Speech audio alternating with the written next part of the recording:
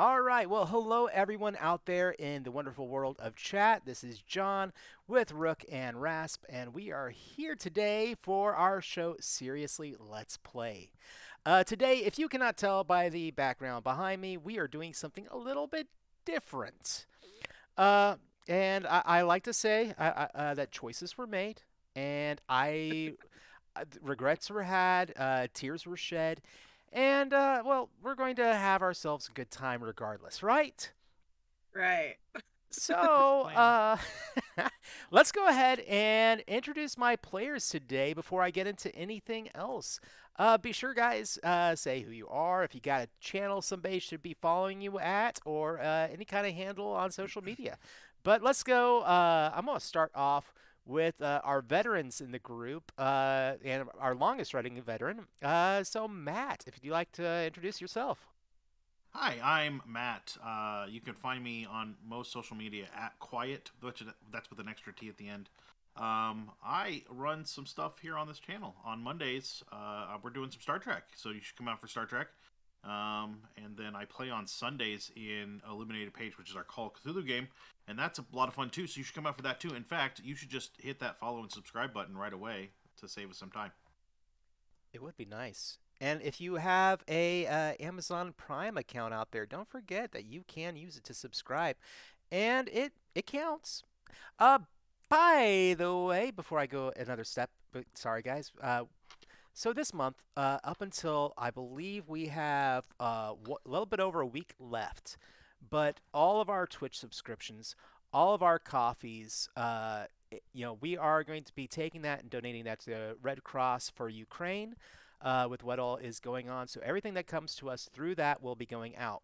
Yes, Twitch takes away some of the money that we get from our subscriptions. I think we end up with like near two, maybe $3. Roxy and I, we run the channel. We're actually going to match whatever comes through for Twitch subscriptions. We are going to match that and get that going out as well. So whatever comes through, we'll match it. All right. That said, we're going to keep on going around. And next up, Steven. Hi guys, I'm Stephen Papan. I played Chetsuo Kawasaki on Rook and Rasp's actual play of Ninja Crusade Second Edition. Second edition. Okay, I always get that. That's the only part that I always trip up on. Where we have a lot of fun over there. We play every other Thursday. We will be doing it next Thursday, so be sure to come out and check that out. I also stream with my friend Corey over on the channel Gamer_Not Gamer, where I take him through a bunch of games that I played in my childhood that he had missed out on during his. And it's a great time, and you really should go and follow them. Definitely. Moving on, Corey. Yeah. Not the Corey that Steven just mentioned. This is a different Corey here. You can find me here on Twitch at Little Loudmouse, LILLOUDMOUSE. I don't stream very often, but I do occasionally. I do the same thing in my head, don't worry. You can also just find me at Across the Multiverse, the with a 3. We are doing an Ebron-based D&D game soon, and I think we have our first episode up on YouTube now. So you can find Nice. me playing a half-orc paladin in Ooh. a game called Midnight Alley. She is really fun to play, so it's gonna be Ebron is fun. a great world for streaming, and I mean that's a Mhm. lot of people do that, and it's always fun. Satine Phoenix, their game was Ebron. I think it still is. And Nice. so moving on, Asu, if you'd like to introduce yourself. Hi, I'm Asu. I was on the Seriously Let's Play for Brandon Sanderson's Mistborn, which was a great time. I don't currently have much of a presence on the internet, but that's changing. Uh, you'll see me around here first, and if that changes, you'll hear it here first. No problem. Well, we are really happy to have you here with us. And guys, I'm really happy to have this team here with me today because we are going to be diving into a game that might have a little strong opinions about it. Uh, that's the best way I can start off. But the thing is that we're playing Big Eyes, Small Mouth. That is what BESM if you see just the anagram of it. That's what that means. Big eye, small mouth, which refers to anime. And so we are playing one of the granddaddies of anime role playing that has been out for quite a while. It went away for a while and it came back. Uh, but we're going to be talking about this game really quickly before we dive right into the action. Something I've learned recently is that if we're touching on properties that not a lot of people are familiar with, it's good to kind of give them an idea of what to expect going into this. And really quick, anime. A lot of people are say you can play anime style game in anything out there. If you want to play Lodos War, which is an anime, go play it in Dungeons and Dragons. People are say things like if you want to play Ghost in a Shell, go play that in Shadowrun or in Cyberpunk. Because the idea for some people is that anime is an aesthetic for the visual. It's not necessarily a rule set. And this game, I think, changes that opinion in an interesting way, especially if you, rather than the genre animes, like, there's all kinds of genres out there, uh, the things that introduce a little bit of suspension of disbelief is the way I like to put it. Uh, and so the idea with BESM is what is it that you, as a player or as a creator or as a GM, what is it that you want to see in a game? And throw everything together. Make it to where it's not just fantasy. Make it to where it is not just a cyberpunk game. It is cross genre. And so I call this a kitchen sink style game where you can play anything from the kitchen sink. Everything can come together, and you can make your character as nutty and crazy as you possibly could imagine. And it's going to fit. But really quick, for players, really quick, do y'all have a opinion on any of those? As far as genres go, or as far as the game, because y'all got to make characters for this. I did not use pre-mades for this game. I am going to say character generation was deceptively complex. If you want, I can post at some point into a chat or just share a screen. You take little blocks of templates and then you work to combine them. And that's where the work begins, because it looks simple and then you get into the weeds and what everything actually means, and writing all the notes and copying everything down and ending up with some bonkers numbers if you double up on a stat, because you could either take something else or just combine the two. And why not combine the two? Your point's already spent there. Yep, it is So, it's a point by system, which if a lot of people are used to, either here you've got 20 points put it into your stats, or hey, roll 3d6 and that becomes your stats. yeah. This is Yeah, definitely a difference. I have played Big Eyes Small Mouth. I played the first edition, and I played the D20 edition before this, and they both had concerning things about them. Just that if you build it, you can build it however you want, but sometimes you can go too far in one direction. And the D20 had that issue where I came into a game late and built somebody with magic, and nobody else had magic, so nobody else had saves. So all of my magic was super effective. So the ability to really customize your character is great until you go to customize your character and you're 6 pages in front of you and trying to math what you've spent and what you haven't, and it gets a little complicated. Yeah, for sure. Definitely. sure. All right. Why I liked the templates. Well, I think we covered a lot of, well, at least a little bit to give people a flavor. Does anybody else have anything to say before we jump into this? No, just e- excited for what we've got on the table here. All right. Well, that said, let me give everybody a little bit of sound out there in the wonderful world of Twitch. And we're going to kick this game off.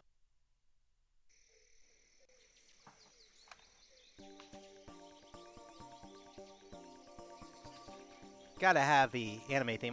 My players don't get to hear any of this, so if they want to hear it later, they have to go and watch the video. But you out there in the wonderful world of Twitch, you get a little bit of background going on.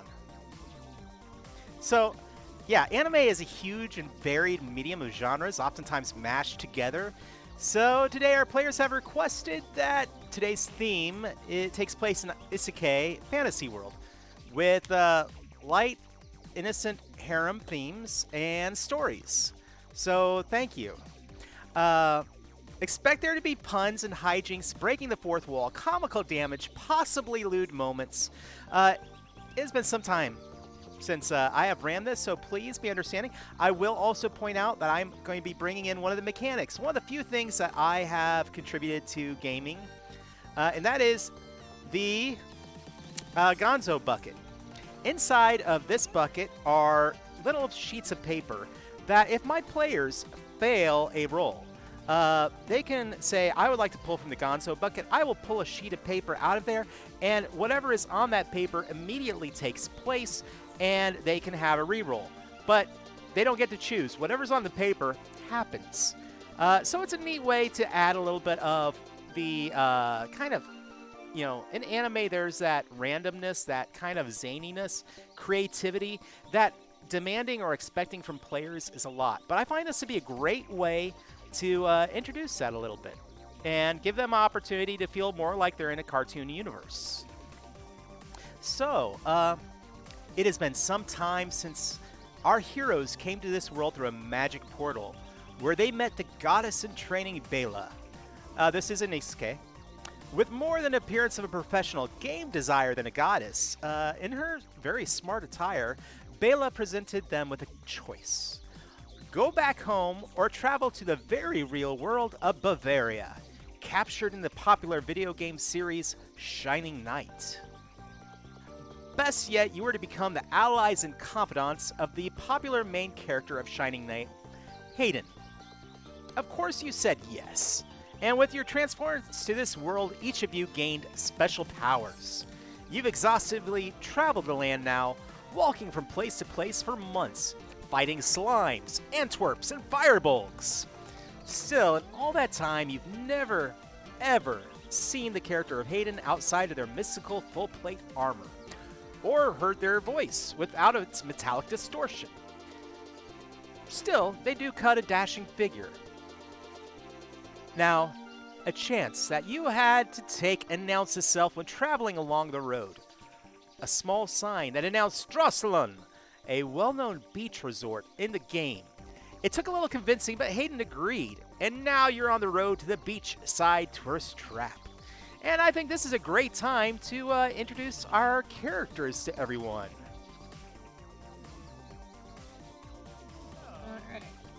So, you are on the road, and Hayden is marching ahead of you, all of you following behind. Let's go ahead and have you describe yourselves. Hayden, I will say, is of average height, and from what you can tell, of average build, but wears this full plate body armor, that overdone body armor. Think I'm trying to think of a good anime that references something like that. I mean, there's Goblin Slayer, the characters in that giant anime. You never get to really see them. So there's that kind of idea, but I think much more fantasy, over the top, Final Fantasy art style. So, going around the table, how about we start off? I'm gonna throw one person out there. Corey, would you like to introduce yourself? Hi, I'm playing a character called Julia Ravenholm. She is a dark elf with the werewolf curse. Uh, a little bit more attention was paid to her animation budget. Her lead character designer was probably more than a little in love with her character design. She's very attractive. Um, Pale, soft gray skin, white hair, that whole dark elf aesthetic. She kind of has a darkness kind of gathered around her. She's wearing very thick, almost comically oversized sunglasses because being a dark elf, she does not like the sunlight and looking into it. It's the very dark kind of almost welder style lenses. So, but she's having fun. She's typically in some sort of pale lavender attire. Like right now, it's just leather jacket and tank top and jeans, good boots. has a very big sword on her back. Always fun. All right, so moving around the group, uh, there's one I kind of want to save for last. Steven, I want to save you for last if that's okay. Okay. I would like to ask, how about Matt? Do you feel up to it? Yeah, absolutely. So I am playing Hans Frankenbot. He is a very important contender in the Robo Battle League, and he has a couple of Robo Battle bots with him. Punchy Boy, who is out and about, and because we're going to the beach, is already in a tank top. We've fitted him with a tank top. He's kind of like a robot gorilla looking guy with just massive arms and really nothing else to him. It's just giant arms. And then kind of riding on my shoulder is a little what kind of looks like a Pikachu, but definitely for copyright reasons is not one. Um, and his name is Shockley. Hans himself is kind of smaller than average, kind of in a mechanic's jumpsuit with hydraulic fluid and grease kind of just caked into it. Uh, yeah, Hans always skips at leg day, Danny. Always. So does Punchy Boy. And yeah, so he, very average, just kind of like a little bit smaller than average, and not very physical, but um, does wear a little bit of like the goggles so that he can protect his eyes. He's known to whip out his portable workshop at any time from nowhere, and he says inspiring things to help his battle pets better. So Nice. Well, Nice. it's good to do your introduction because there's someone else in the group that isn't quite one of your robots, but is also a part of this group, and I think it's Asu. If you could please introduce yourself. So, I am the venerable XRS 1337 uh, at a small size of 26 meters and 176 tons. Uh, I am a proton type giant mecha who very obviously has an art style completely different than the rest of everyone here.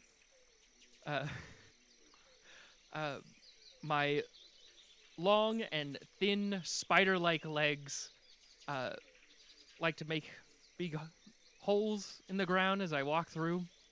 As well, my body is just covered head to toe in these golden inlays that are slightly magical. Uh, Not a lot of people think that robots have souls, but I'm the one exception. So, in other words, Yulia's definitely using you for shade, even if you are a Steam community aftermarket mod. Yes. Now, the good news is with this is that there's not enough budget to redo the art for every scene. So even though you leave holes behind you as a part of your animation, the background this changes right back after you're done. The land is self healing. What can we say? It makes sense, doesn't it? Right? It does. It does. And that means that we have one more character to introduce. And that is Stephen, if you could introduce your character. Hi everybody, I'm Thumpton Shatterfall. I'm a dwarf. I'm just like a normal dwarf. And whenever combat comes around, I'm not very useful in combat, so I'll tend to go away. But when my absence, the magical warrior Shatterstar appears, who's also dwarf. Coincidentally, we have very similar proportions, but that's just most people can't tell dwarves apart. Um, you can tell us apart. Shatterstar has a braid in his beard, and he wears a really lovely skirt. I love it. And yes, so it is a dwarven magical girl, which if you're out there in Twitch, you can see the descriptions of each of these characters and get an idea of the bizarre bonkers that can come out of BESM. But let's move on with this discussion. do a little scene transition here.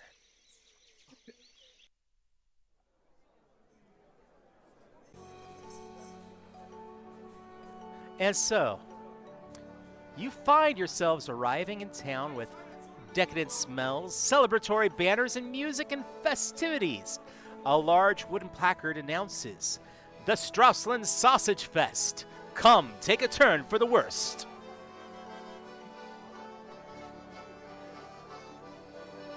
Sorry, the music's kind of loud, isn't it? This second. I mean, it's just a nice little announcement of our arrival.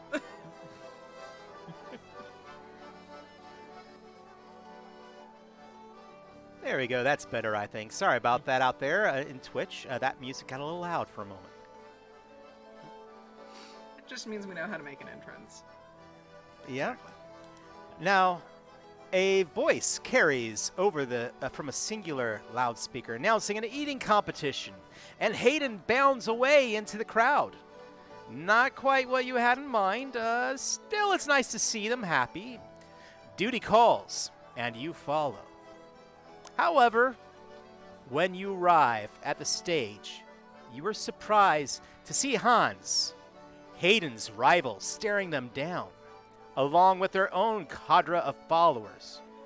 Your rivals. Oh, it looks like something is truly rotten in the state of Denmark.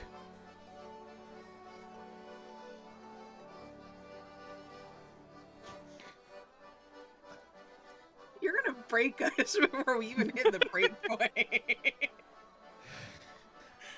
And so, yeah. It seems that the tables and the banners are set up. It is going to be a sausage, schnitzel, and sour pickle eating competition. There are tables strewn all about, banners, tablecloths, food set up, and standing right across from from Hayden, who is now staring intently at this other figure of Hans. Hans is not quite like Hayden. He looks more of like a classic wizard. That gray robes, the top hat, the tall conical hat, the long flowing beard, and he sees all of you and goes, and sees of course Hayden. He's like, "Oh, Hayden, why are you looking so upset? Surprised to see us here? I see all your, what do you call them? Your sidekicks, your side chicks. Oh, I'm sorry. Are you blushing?" And Hayden, of course, this kind of glares menacingly. Says, "We're not going to start a fight here in the middle of the city." Yeah. Hans is like, "Of course not. Yeah, why would we?" And he looks around, and several figures begin to stride forward from the nearby audience. Amongst the group, Pleasure to see you all. standing opposite of you, for our dwarven member of the team, a elf strides out of the crowd, wearing flowing robes of a priestess. And she looks around and she says, I don't see my rival here anywhere. Oh, there you are."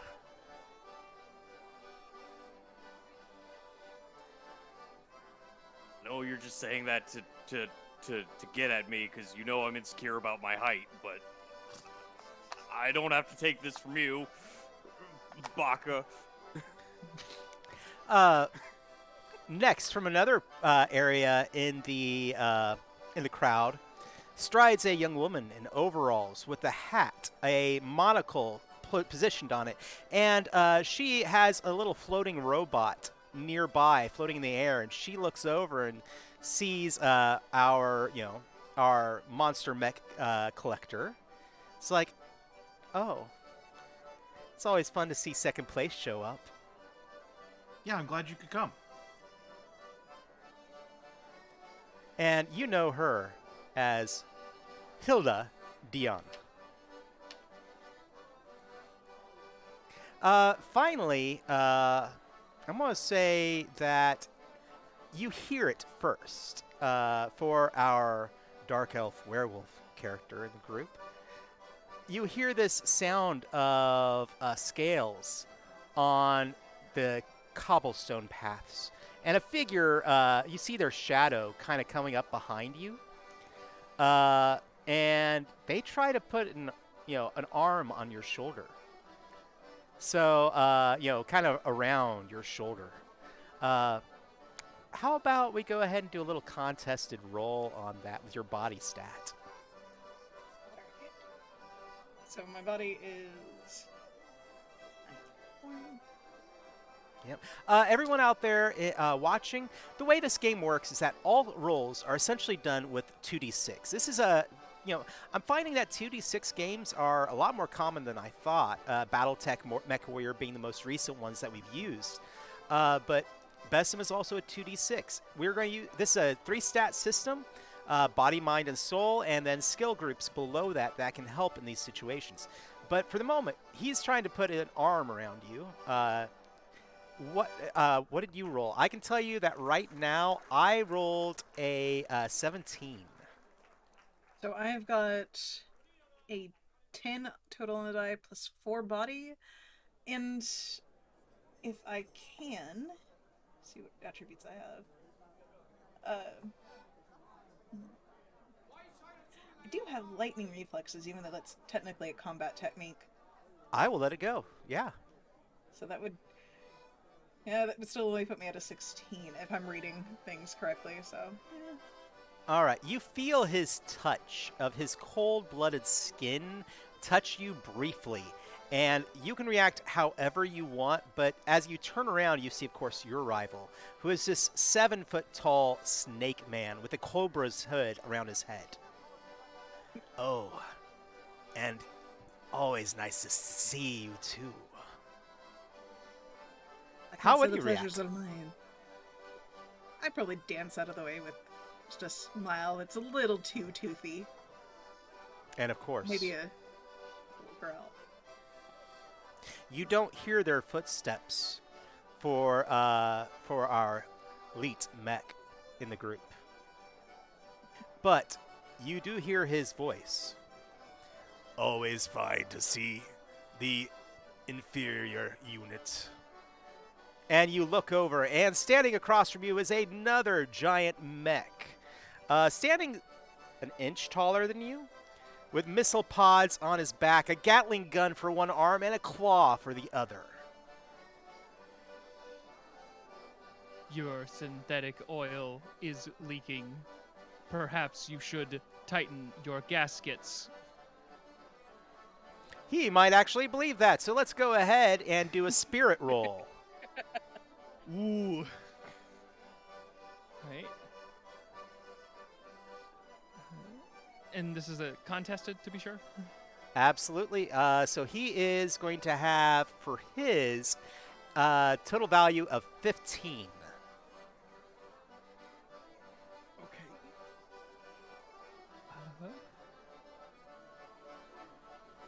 I'm not actually sure where that is.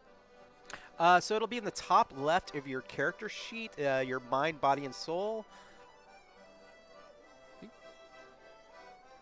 Mine is 5. All right, so 5 plus your 2d6 roll. Oh, right. Right, that's why I grabbed No problem.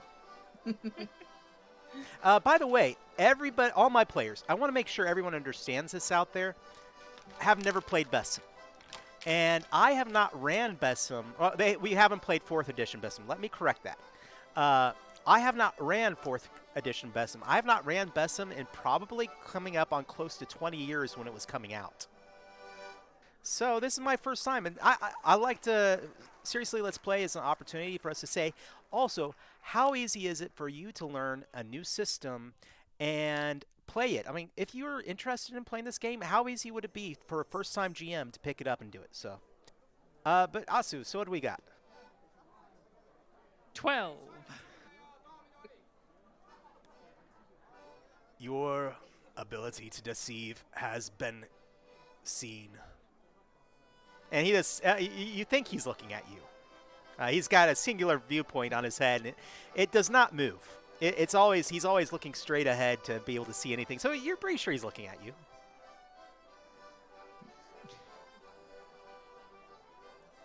At least Eula's gonna have plenty of shade between the two giant Oh. mechs. But how would you like to go for a pull from the Gonzo bucket? You know what? Yeah. Let's go for it.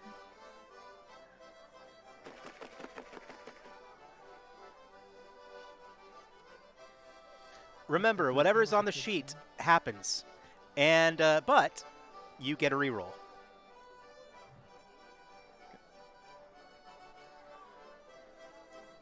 Oh, so as the sheet specifically says, the Yandere love interest shows up with a ribbon whip, which is more annoying than actually does damage. So, showing up behind this group, after you've all done your momentary introductions, is this, we're going to say, a android mecha that, is probably about 7 feet tall, not nearly as tall as you, and has this ribbon whip and says, "How dare you affront my boyfriend?" And, starts whipping at the other giant mecha with the ribbon, and it's nothing. But it distracts everyone for a moment. Please re-roll your test. It is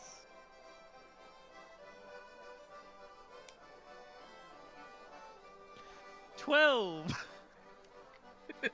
Unfortunately, the deception was seen through. Perhaps we should settle this. And Hayden looks around and is just like, perhaps we should settle this here and now. And they, Hans is like, what? An eating contest? Hayden nods.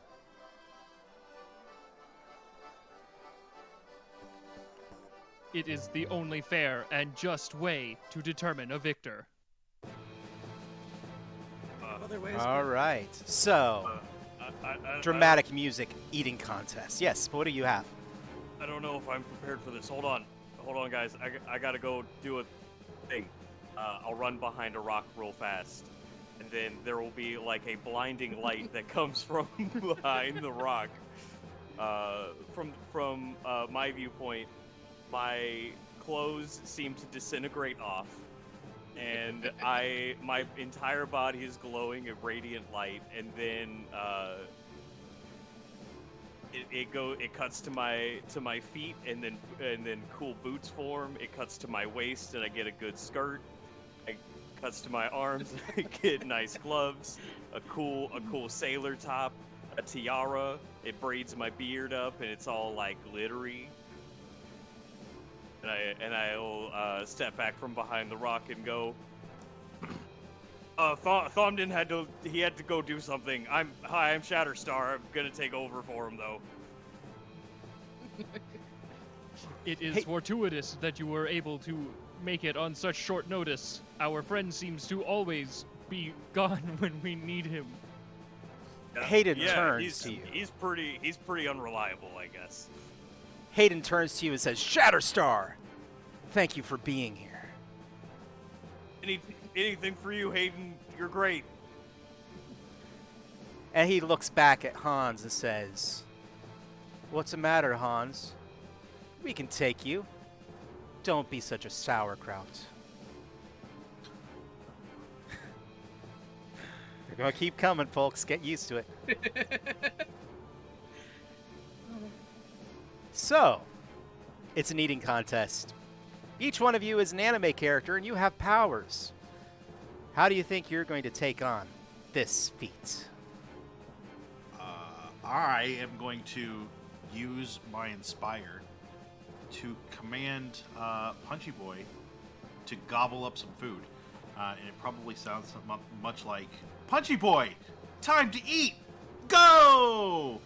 And then he's going to use his hands to jump because he has no legs.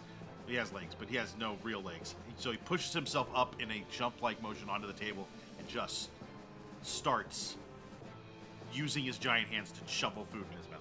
All right, and schnitzel and sausage and pickles are flying everywhere. Let's go ahead and I'm gonna say that your nemesis Hilda is going to try to use her nullifier, her technology nullifier against you. Okay. So we need to do a roll off, and do you have an appropriate stat for commanding your robot? Yes, I have Inspire, which actually requires me to roll Soul and Pet Monster Trainer. So, yeah. All right. Um, Oof. I got a 20. Just gonna fair warn you. That's okay. I got a 17, but I'm going to use that reroll from chat. So that's a relative. Oh, there you go. That is true. We do have chat rerolls out there. If you have Cthulhu's, feel free to spend them. Those are our channel points, and buy buy the rest of the team more rerolls. I got a 23 back on that one. Nice. You are able to command your little punchy boy, who this starts grabbing handsfuls, shoving it into their face, or is it shoving it into your face? His face. Yeah, his little gorilla face. Everybody, Roxy is out there in chat. We have one reroll right now for everybody. So, all right.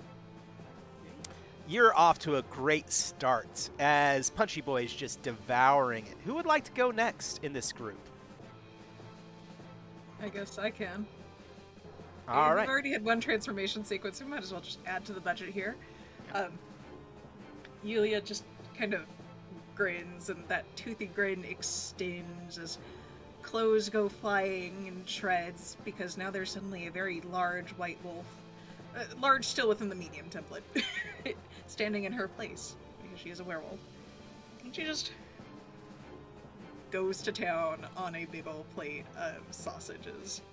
Maybe avoids the pickles, but schnitzel and sausages and breadcrumbs go flying, and she's going to be using the, does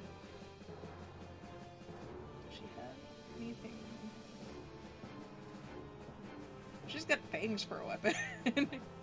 But she's going to use, like, that bottomless pit that is a werewolf, usually, to her advantage. All right. Going to the same table rapidly.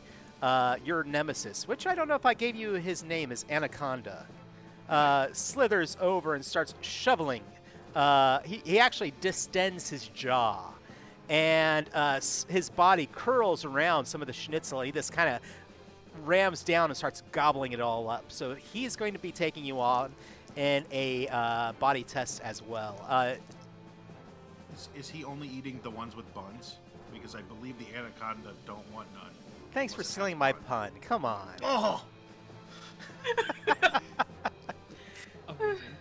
Oh my god. I like that. So, let's see. Ooh, he only got a 15, so I'm figuring you beat that. I probably will. Let's see, hold on. Because I have augmented for my body stat, and I just want to make sure I did the math right on that. Oh, actually 16. So I rolled a 3 and a 4. His body stat is a 9. Okay. Yes, I did do the math correctly. We have tied because I rolled a 16 as well. I am the kind of DM in whatever system I run. I side with the players. I want a story, so you are actually going to be defeating him right now in this contest. All right. Moving on. Let's go ahead and have our wonderful mecha of the group. Now, you had said earlier that you might use the name Ross as well for your character. Is that going to not be the case now? Some call them Ross. They do not call themselves Ross, or themselves Ross. I won't use it then. Go ahead and have your character. How are you going to take on this eating contest? So, since the point is to get as much food inside of you as possible. First step, I am going to open up the bottom part of my sort of thorax, where's my cargo hold, and I'm just going to grab tables and just shove them into myself until I can't. As you grab the tables, what your enemy Omega is going to do? He literally, as you're grabbing the table, sticks out his Gatling gun over the top of it and turns it on, throwing the schnitzel and the sausage and the pickles up into the air and tries to catch it into a fueling port. Of course. So that the Gatling gun is spinning and food's flying everywhere off the table. So let's go ahead and do a body test for you. All right. This is just like third grade all over again, Omega. All right. And, there we go. I had to pull back up his stats. He did terrible. He got a 12. Oh, jeez. I apparently am not as good as I thought I was. Oh, no. What happened? 9. 9. Would you like to try and do a reroll? You can either use chat or go for the Gonzo bucket. I'll go for the chat this time. All right, then go ahead and just reroll. Okay. That's a little better. I believe that is 13. You got him by 1. All right. You push his Gatling gun out of the way and shove it inside, and you are beating him as well. Which leads us to our dwarven character. How are you going to do this? I walk up to an bullet-riddled spot on one of the non-picked-up tables. I pull out my magical wand, wave it in the air while the incandescent light shoots forth from it, and say, "By the power of the stars, you will be devoured!" And then I start using my wand as like a fork and start shoveling schnitzel into my mouth. All right. The elf will walk up and it's like, oh, this is so gauche. And we'll cast a spell to turn all of the food on the table into, or at least in front of her, turn it all into hors d'oeuvre-sized cocktail weenies, and then start very daintily picking it all up. Okay. Can I be the guy at the magic tournament who just stands up and goes, Judge? Sure, let's do it as a social test for you versus their... so I guess that would be your soul versus their mind. Good. So right now, they've got a 14. So I have, just with the roll before even adding my social, I have 18. All right, And then you are. The judge comes my- over and is like, technically we haven't even started yet. What, you know. But no changing it. That's not fair. No changing. And she looks very dejected as she starts choking on a sausage. You asked for it. It's coming. All the puns, all the jokes, they're going to be there. Oh no, are the sausages coming? We're a PG-13 show? No, we're not. Anyway. I will look. I'll look at the elf directly in the eye, and say, "What's the matter? You were making fun of size earlier. Are you only? Do you only like things to be smaller?" Yeah, I did it. Yeah. Tears just stream from her eyes, and she just kind of is like, I didn't expect it to be so girthy, and she falls over, passing out.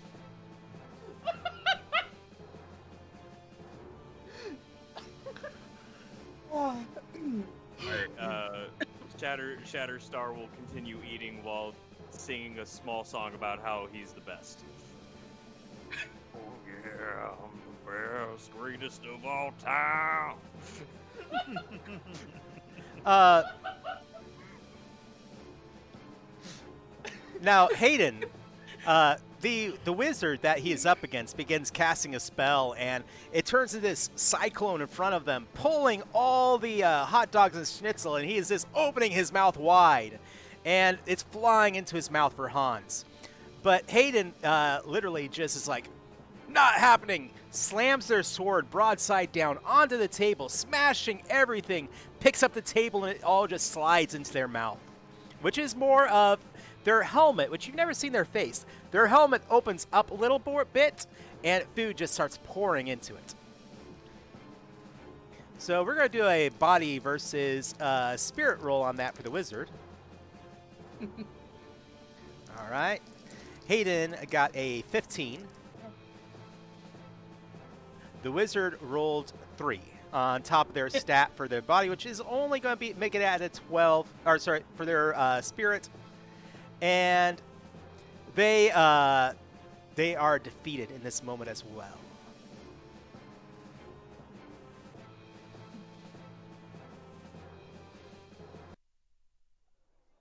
Okay. Sorry, when my door just flung open, which means that I have a animal who's decided to come say hi. I don't know which one. Oh no. Aww. That's cute. It's probably Hazel, our basset. She loves to bounce her head into things. Oh. That does sound like a basset. Or my dog, who has no spatial awareness. Pretty much. all pups are kind of like this. But, so, it's a moment later, and you have defeated your nemesis for the moment. They all look at you dejectedly and say, this day isn't over yet. And Hans is like, this isn't fair. How do we know that he's even eating it? It's just going into the hole. And Hayden kind of grips their stomach, turns their head to the side, and out of the hole, a whole bunch of schnitzel and other things just kind of spews forward, hitting Hans. Okay, I take it back. The ref still is like, technically the eating competition hadn't started yet. And Hans is like, away we go. And they begin to make their way further into the festival and away from all of you. We'll walk up to Hayden and start rubbing them on the back of their armor and just be like, "They're there. Are you okay? Can I get you anything? Water, back rub." I'll be okay. I'll be okay. Okay. I want the best for you. I appreciate it. There Now- is a concerned whine from Yulia. Take her a moment to get back to human or dark elf form, not human. I think I'm gonna go to the loo. Okay. And Hayden runs off. Door opens and it slams shut behind them. Darn. I had a packet of Dramamine. If only I had moved in time. You hear a haughty laugh behind you. You know, and you look around, and of course, there's they're standing behind you in their smart attire is Bela, the goddess who sent you to the world. So, are you enjoying your time? I have to clean out my cargo hold now. Look, I get it. It's hilarious. I asked to be some kind of dwarven, like sorcerer or wizard or just some kind of magic user. I get it. I was vague, but really?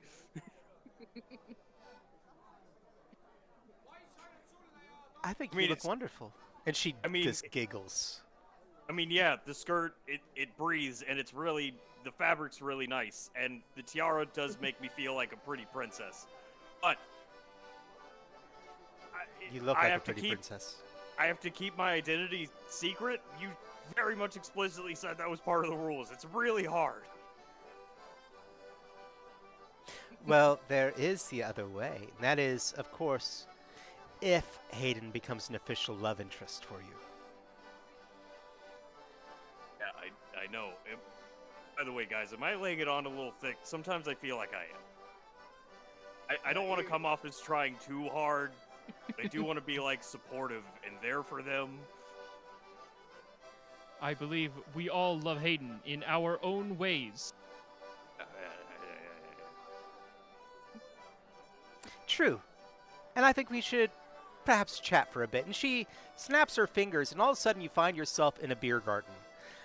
So there are tables and, benches, a nice cleared out area for the giant mech. Who you're sticking up through some rafters. So, I mean, this is an open area beer garden with vines and flowers and various plants hanging off of everything around you. But yeah, so you can see down through it. Not very comfortable to move around in. But she's like, now, obviously, you realize, and does the dramatic anime pushing up of the glasses, that there are rules to finding out if you're the love interest in a beach episode. I'm assuming you're going to define them, Bela. Absolutely. Rule number 1. During a beach episode, if you get kissed by anyone but the protagonist, you are not a romanceable NPC. Pardon. Rule number 2. During a beach episode, if you get inebriated but aren't rescued or caught by the hero if you fall over, you aren't a romanceable NPC. Rule number 3. During a beach episode, if you are the first to proclaim it's the ocean when the hero sees it, you might be the love interest.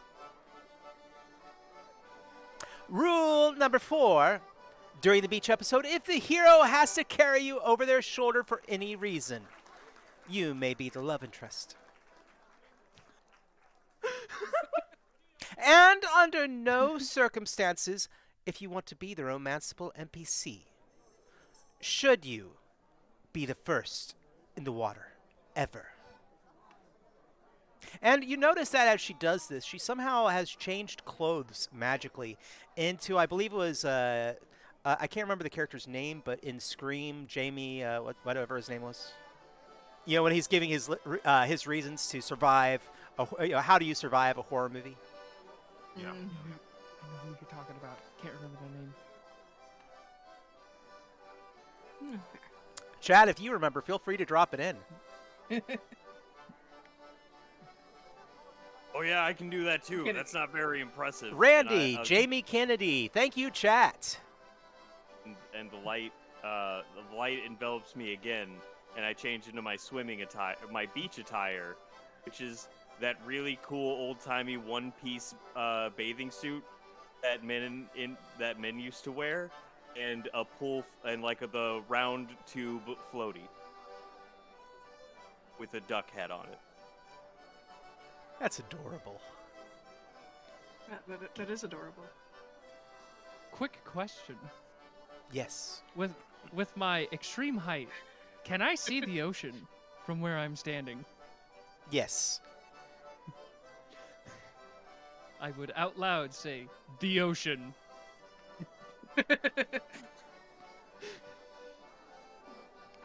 All right. And point towards it. Bela kind of laughs and does the haughty laugh with her hand in front of her mouth yet again. No, you have to do it when he sees it. Although, guys, side huddle, I think we should give that one to him because I don't think Hayden can carry him on their shoulder. No. I did want Agreed. to ask about that. I Lady mean, Bela.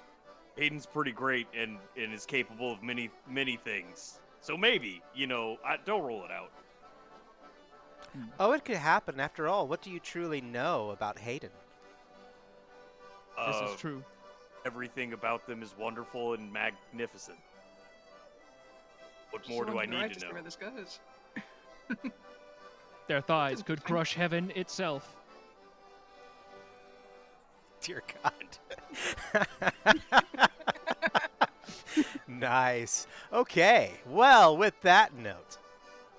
So, are you prepared? Do you think you have your wits about you to meet the next challenge? Any hints? Let the good times roll. And she snaps.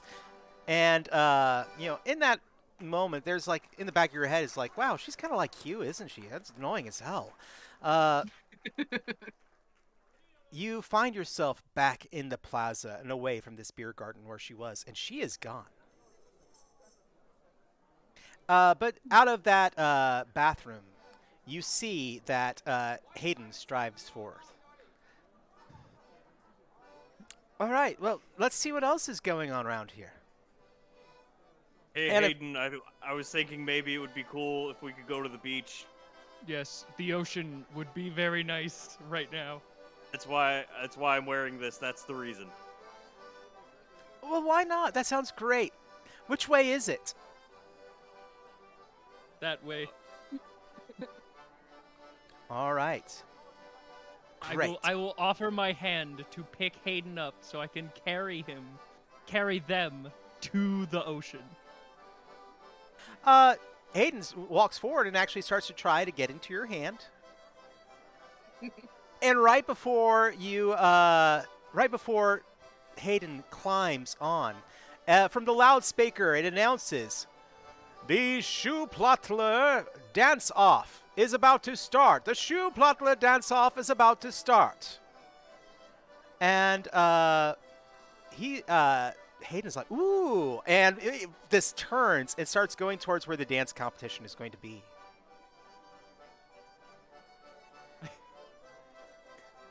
I'll, He's I'll, always I'll been a run. little distractible. I'll take off behind him and go, "Hey, Hayden, wait up!" And then the light will flash on me again, and I'll be in like disco stew attire. Nice. Okay, well, that said, what is everybody going to do? I want to go around the group. Let's get a little bit of the opportunity or ideas of what your character's doing in this situation. XRS, I'm sorry, they kind of just it's got distracted. What are you going to do? Seeing that Hayden is going off and Thomden is just behind them, I decide that, well, I am a part of this polycule one way or another, and it's time to put on my dancing shoes. If only I had feet, and I will go with them. All right. How about Hans? What are you going to do? I am going to head to the dance floor, and then both myself and Punchy Boy and Shackle will be dancing like crazy. That's the plan. Nice. Yulia, how about you? You had to take the time to get back to 2 legs instead of 4 and just follow along because I just want to see where this is going. Yulia does not consider herself a romanceable option just because she's like, it's curiosity rather than anything else that drives her. Yeah, So, this is more of a Tenchi Muyo kind of harem anime. It's not everybody has to be a romanceable character. Yeah, her goal my goal ultimately is like not the romance option. I'm just a very good friend. She's avoiding it. No, that's So, how yeah, you she- guarantee you'll be the romance option. Well, that depends on Hayden, but for Yulia's consideration, she's like, nah. All right. So But she's- Shatter Star. Oh, sorry, Yulia, you were about to say something more. Oh no, just gets back into actual clothes conveniently as she shrinks. They're dance clothes or dance floor appropriate. She's gonna have some fun still. All right. Shatterstar. Or sorry, Shatter. Is it Shatterstar or what? Yeah. Shatter. Shatterstar is my magical girl transformation name. Shatterfall is my character's actual surname. You know, I want to see a Marvel Shatterstar as a magical girl now too, right? Yeah. Oh, is that a Marvel character already? Yep. From didn't know that. Yeah, from New Mutants, and back in the day, it wasn't X Factor. It wasn't. Was it X? Yeah, it was X Force with Cable. Yep.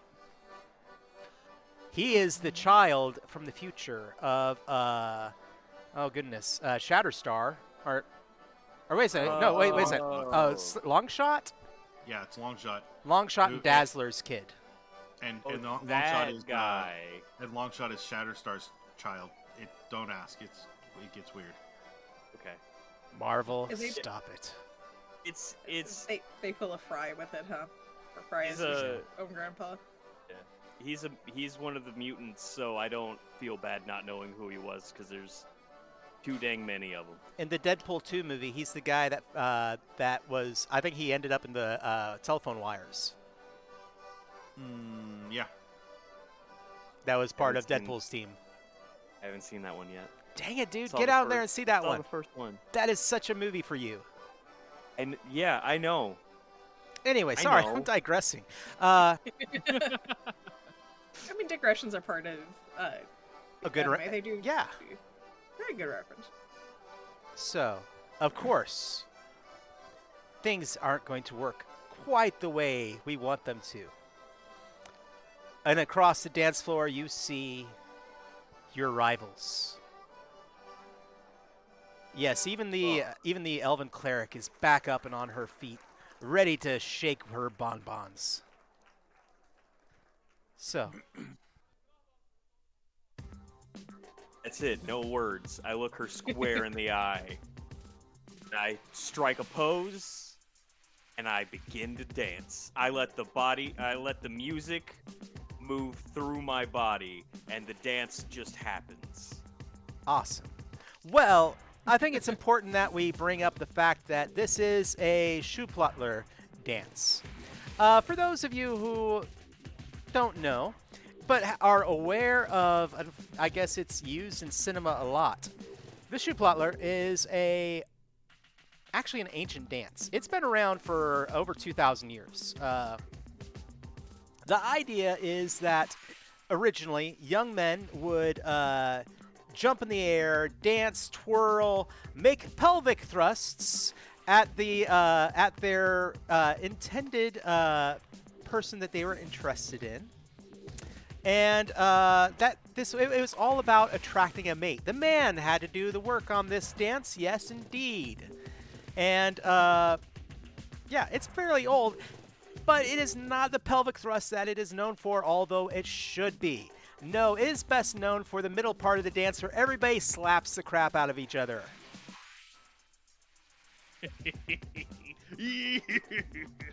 Oh man. So would we know that that's sort of what's going on with Schuhplattler as we're walking? Okay. Absolutely. I mean, this is base knowledge of the world. This is a festival pastime. Goodness. Then I will look down at Thomden and with my giant grabber arm, grab them on the shoulder. As best I can, look them in the eyes. I literally physically am incapable of doing that. But I will say, you may get first dance with Hayden. I get the second dance. I will look up at you.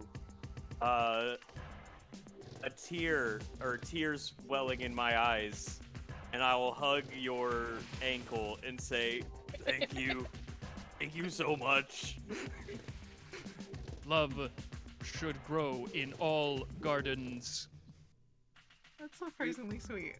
Do you think that love can blossom on the battlefield?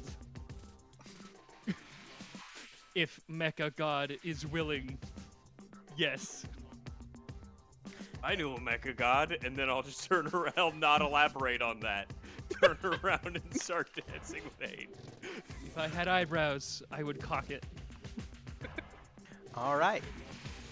Well, and seeing this scene, of course, there's the random NPCs that look over and see this touching moment. They don't realize that you're a dwarf, and they're just like, oh, you won't find a kinder child anywhere, and they just keep on walking. German puns, look it up. Es ist der Junge. So,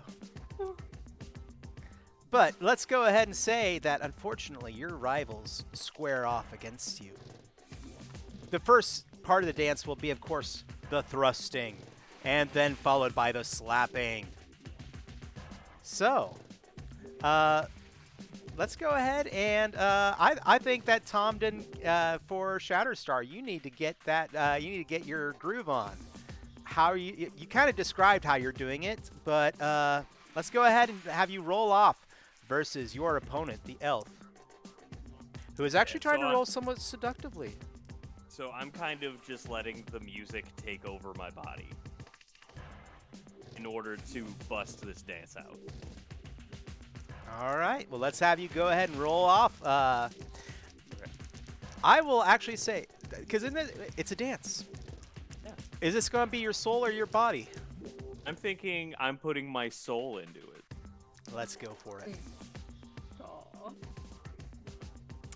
They rolled a 17. I rolled 12 plus 4, 16.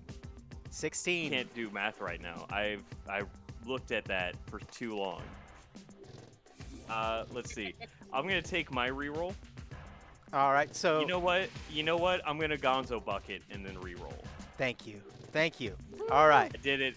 I'm doing it for you and the audience, and a little bit myself. Random slip of paper.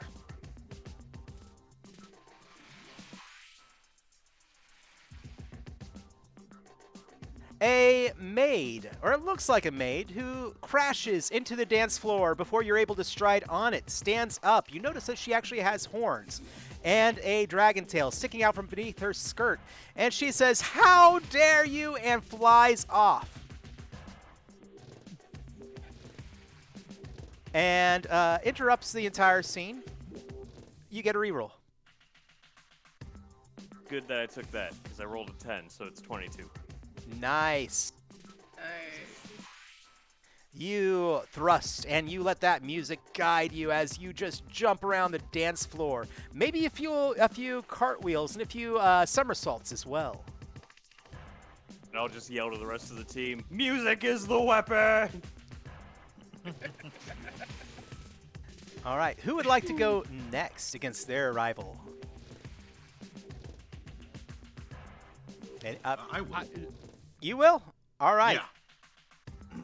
So with my companions dancing with me, I will perform the appropriate. This is my home dance, being named Franz and all, or Hans and all.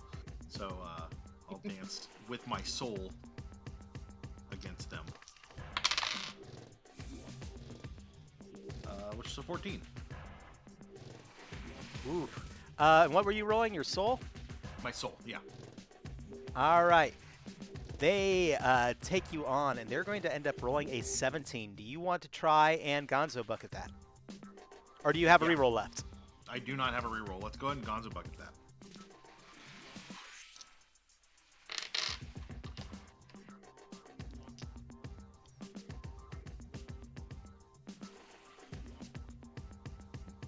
Uh-oh.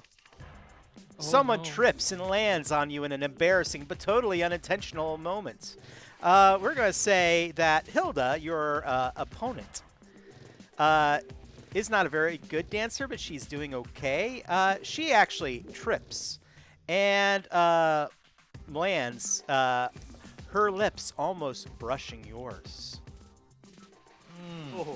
Oh, you were almost totally disqualified from unintentional. love interest. So, if you want, I will let you describe, either you can re-roll that, or I will let you choose a different stat or ability to use to get her off of you. Um, I'll so I'd like to use my feature called Lightning Calculator. Okay.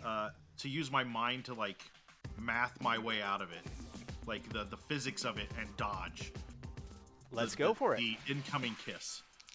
The audience, of course, sees all these equations going on through their head, that inner monologue as they try and figure out what they're going to do, their eyes darting back and forth between the various numbers that float inside their gaze and their straights. Yeah, I got a 20.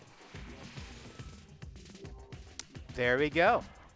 And you dodge out of the way as those lips just miss you by an inch, and she falls flat on the floor on her face. Nice. Whew. And she rolls over and looks up, and she this kind of grimaces and says, "Dance was never meant for a hill to die on." Oh, Which, if you haven't paid attention to what her name was in the beginning, that's your fault. No, I noted it. All right, who's next? I will square. I will square up against Omega. All right.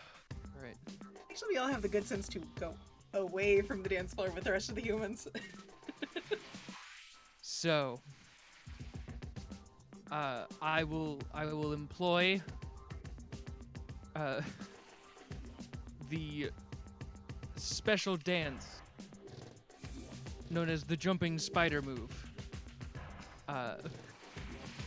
And so I would like to use my body and my skill of jumping. I like it. Let's go for it. Your opponent, Omega, is simply going to try and do the robot, which is exactly what it sounds like. Hack, of course you would go with the traditional route.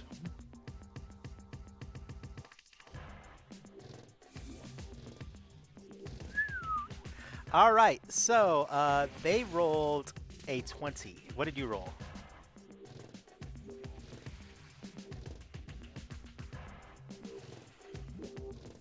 A 12. All right, Consistency. Gonzo Bucket, or do you want to just keep it? Gonzo bucket, right? Hayden is depending on me to bring out the good moves.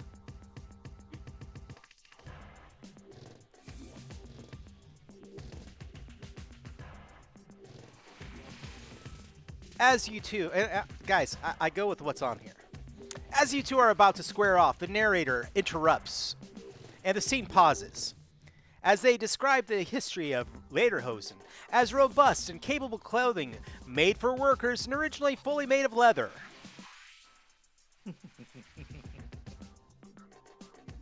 I just used it's, yeah. And so then he's like, and the dance continues, and then you're finally able to dance, and go ahead and make your roll. Right. Look, it's a good thing the narrator knew Omega's weakness. Random factoids. But I am not so unfocused. That is...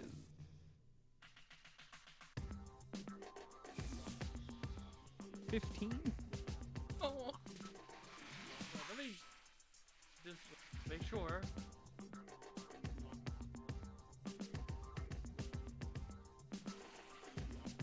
Yep, 15. All right. Unfortunately, Omega's robot is very believable. And in this moment, it defeats you. But you still have one round after it. But that doesn't mean that Omega isn't going to kind of squeeze the lime juice onto the cut. And as he turns, he looks over his shoulder and says, "Later, Hosen." As in later, ho. Oh, you... Ooh.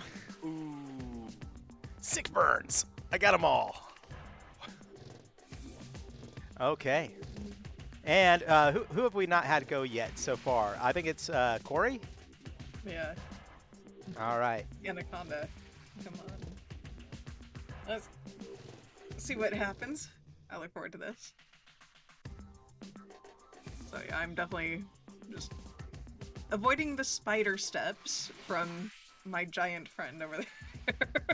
Yep. Just having fun on the dance floor. All right. Anaconda is dropping it like it's cold and slightly slimy. He is, after all, a snake. But, so I'm going to say he's rolling his body against you. Not literally. I've seen weirder, for sure. So that's going to be a 17 from him. Is it? I don't think social would apply. Yes, social would apply. Social dancing is a social skill. Okay. Nope, that's an 11. All right. Do you want to Gonzo bucket, or do you think you want to stay with the loss? I want to see where you take the loss. I'm curious about the Gonzo bucket, but I also want to see where you go with the loss. Wish I could do both. All right. You are, regardless, you're having a good time on the dance floor. You are enjoying yourself, and you of course do the lasso trick. You know, hand over your head, and you throw it out at the audience and begin pulling on the lasso. And this little old grandma with her walker comes out and just starts grooving with you.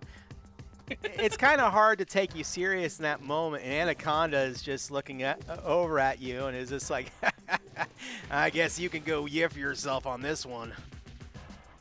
No. Yeah. You and your no left feet at all. I'm gonna have fun. Thank you very much. All right, but now comes Hayden. And Hayden is taking on the wizard, and it is quite the climactic battle as the two of them kick it off. And Hayden is doing, pretty much imagine straight out of Saturday Night Live, John Travolta on the dance floor, and it looks pretty impressive in armor. And it is. And I can't get a reroll. That was 2 6s plus their stat on body. Yeah. Hayden defeats Hans, who's just looking over at them with that, mean sneer, which is kind of hard to see through the beard. And now we get on to the part of the slap. So, who wants to slap their rival first? Sure, I'll go for it. Matt, Okay. I think you were talking to, or were you? I think Oh, I no. lost audio for you really quick, bud. Oh, no, Matt, you're muted. Yep. Darn this cough. Somebody else can go first. It's fine. Okay. So who wanted to go first? Corey, would you like to? I'll go first. I mean, Snake Boy there is annoying enough. It's not quite fun for me to play with just yet, but he's annoying enough. So I do Alright. insult the fact that he can't even say he has 2 left feet because he's got no feet. I'm impressed he can even dance with that tail getting in his way. 'Cause he is like pretty much Naga-like, correct? Yeah. Oh, Is yeah. that what I'm thinking? Yeah. Yeah. So yeah, definitely gonna do that. Would this be considered hand-to-hand combat? Yes, it would. So, okay. I'm definitely going to have some fun with it. I have attack value +2, so my combat value is 4 at that point. So that's 14 base, and I don't think there's anything I add to that. Except for the fact that I do have blind fighting as one of my combat techniques, if that comes into play. Not so much in this case. You should still be able to add your body. Okay, so if that's combat value plus body, that is going to be an 18. All right. And in his case, you're actually going to beat his defense value. And describe it. So, I mean, is this going to be a simple slap? Like you're not even going for any kind of power with it or anything? I mean, it's just a very, like, Yulia gives that trademark toothy grin and just lightly, quote unquote, taps him on the cheek a couple of times, like, come get me, sort of scenario. All right. Now, in this case, they will be. You have slapped him now, and now he tries to slap back. So you All may right. roll your defense, which is going to be your defensive combat value, plus your defense attributes if you have any, and then your dice. And I actually have to pull up that other PDF, which is in the other window. Come here.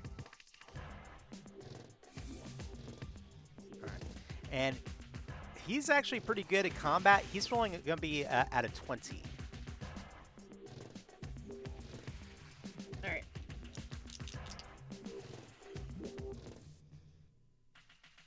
That's 6 on the die. I don't think I actually have a good defense value. What is the calculation on defense value? Because All right, so in order to do your defense value, it is going to be your body plus your mind plus your soul, divide by 3.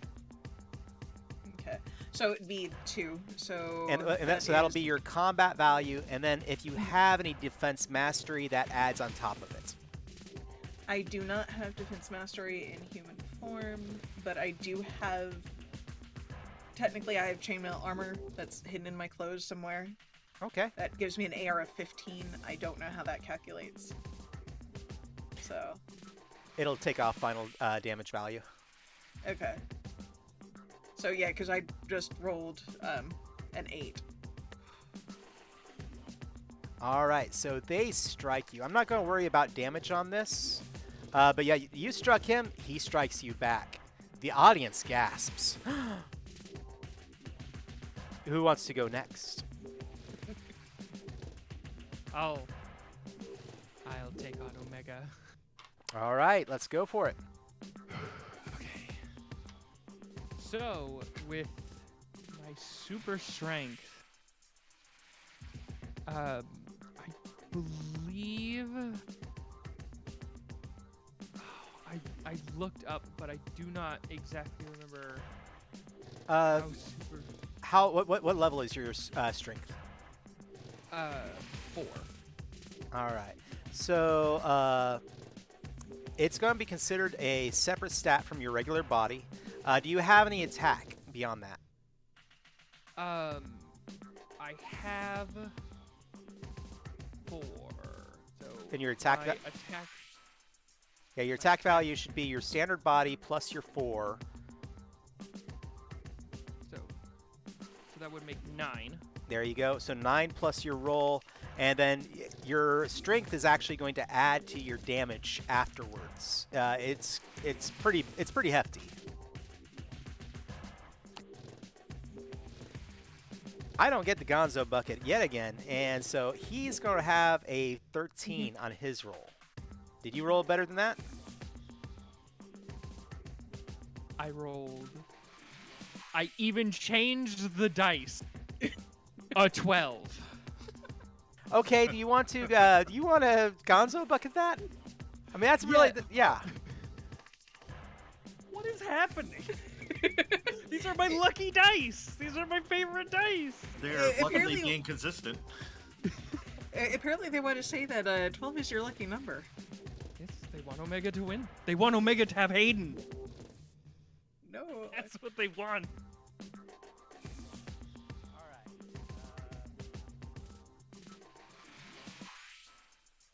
I like this one. Okay. You're about to slap them, and instead, from the audience, Reese leans in and tells you to sweep the leg. You're right.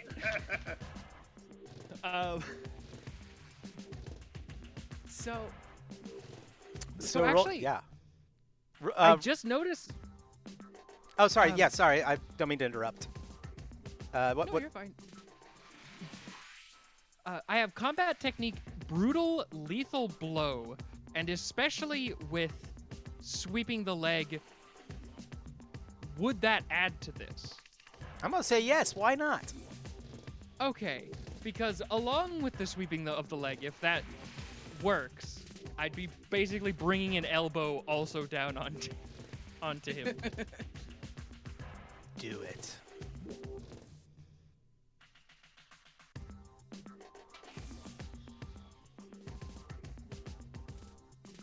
That altogether is 17.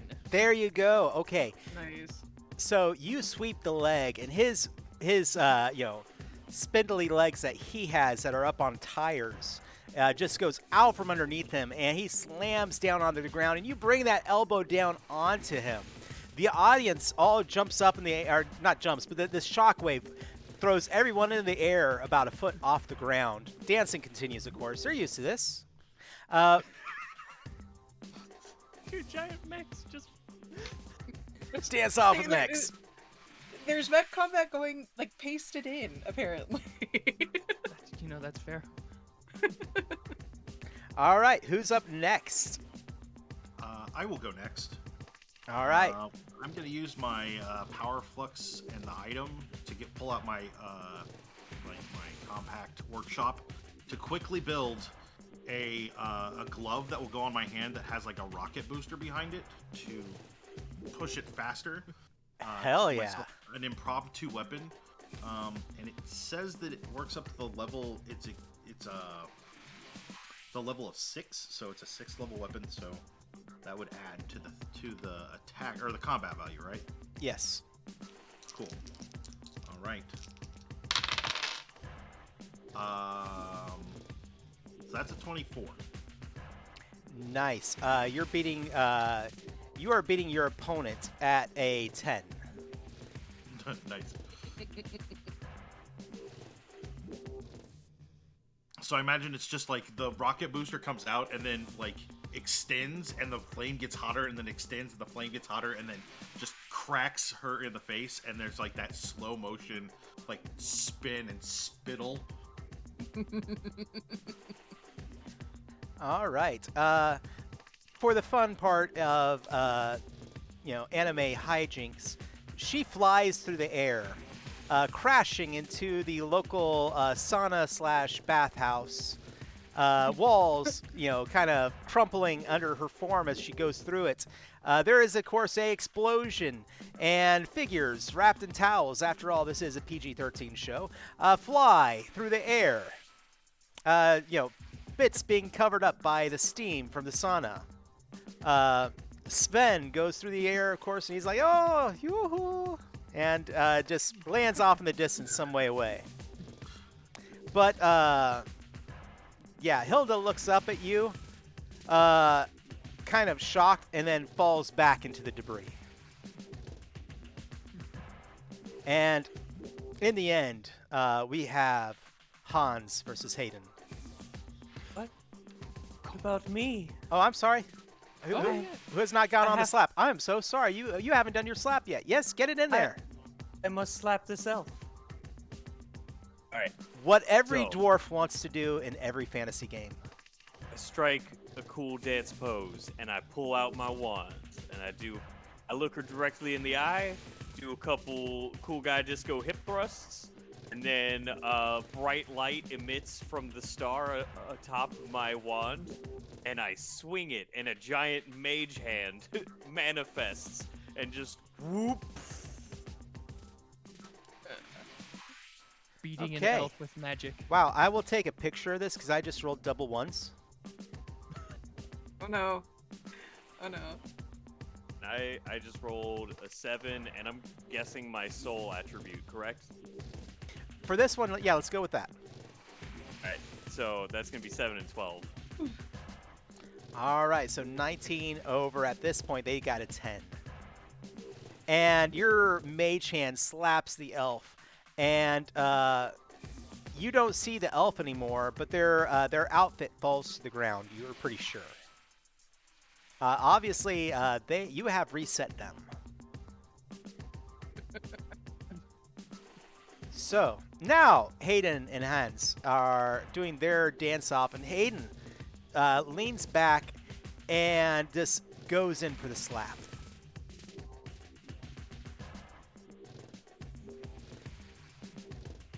and it collides with, you think, Hans's face. But Hans is standing there unperturbed, and you see a shimmering of, translucent energy right in front of them, and they kind of smile and say, "Oh, my turn." And Hans spits in their hand, does this whole wind-up thing, and you're like, "Wait a second, what?"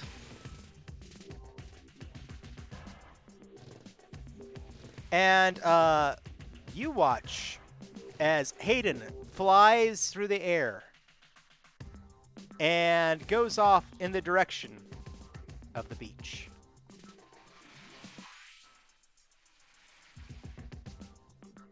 I will gallop. I will gallop after Hayden. Wait, you have the best chance of catching him. Go for it. Would Good, you like Ross, me to roll? You know what to do. All right, what is your goal with this?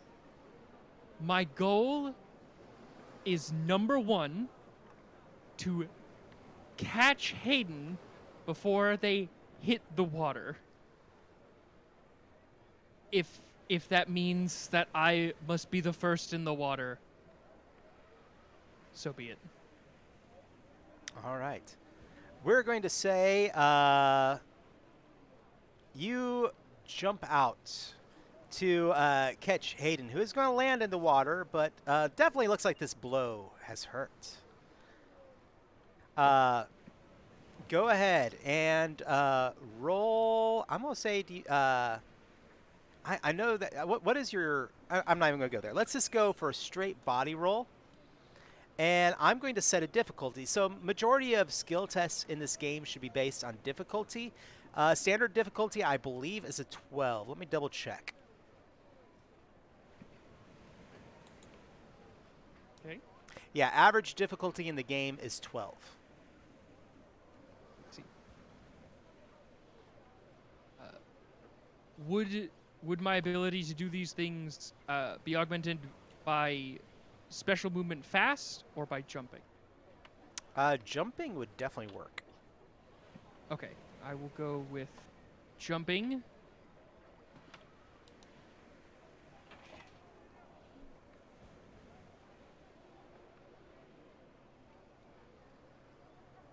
$14. All right, you exceed the difficulty by 2, and you grab Hayden as they are just about to, fall into the ocean. I mean, they have flown through the air hundreds and hundreds of yards, but you grab them. And right as you are about to go into the ocean, you look down and you say, "Oh, the ocean." And we fade to black to go to the mid-roll break of a cartoon. And that is where we're actually going to take our break. Let me go ahead and pull my sound out really quick.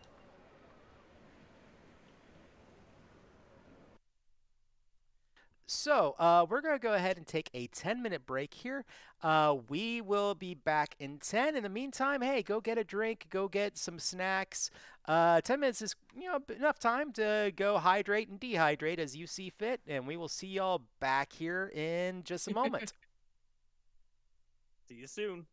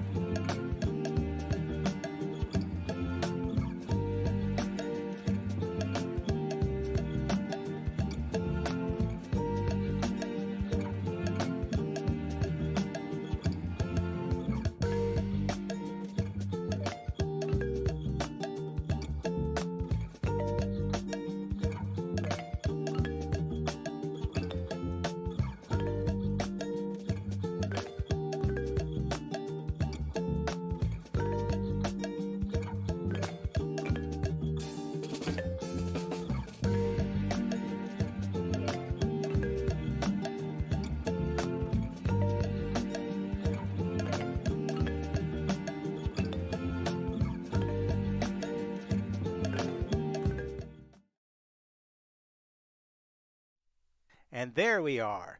Hi, everyone. Welcome back to our Saturday episode of Seriously Let's Play for the game Big Eyes Small Mouth, otherwise known as BESM. This is the 4th edition of the game, and I think we're having a pretty good time with it so far. Seriously Let's Play is our one-shot game where we do just a kind of a random game. We pick it up and try it out.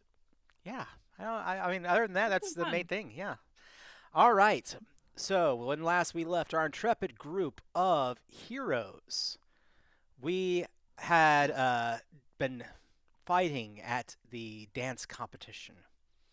And our hero was knocked into the air by the wizard who you sense perhaps foul play. After all, this wizard was not known for his martial strength. So, but XRS, you charged off after Hayden as they flew through the air and caught them just before they landed in the ocean. And that brings up the important question of what would that do to you as a mecha? And you are free to say that you're waterproof, but feel free to describe it.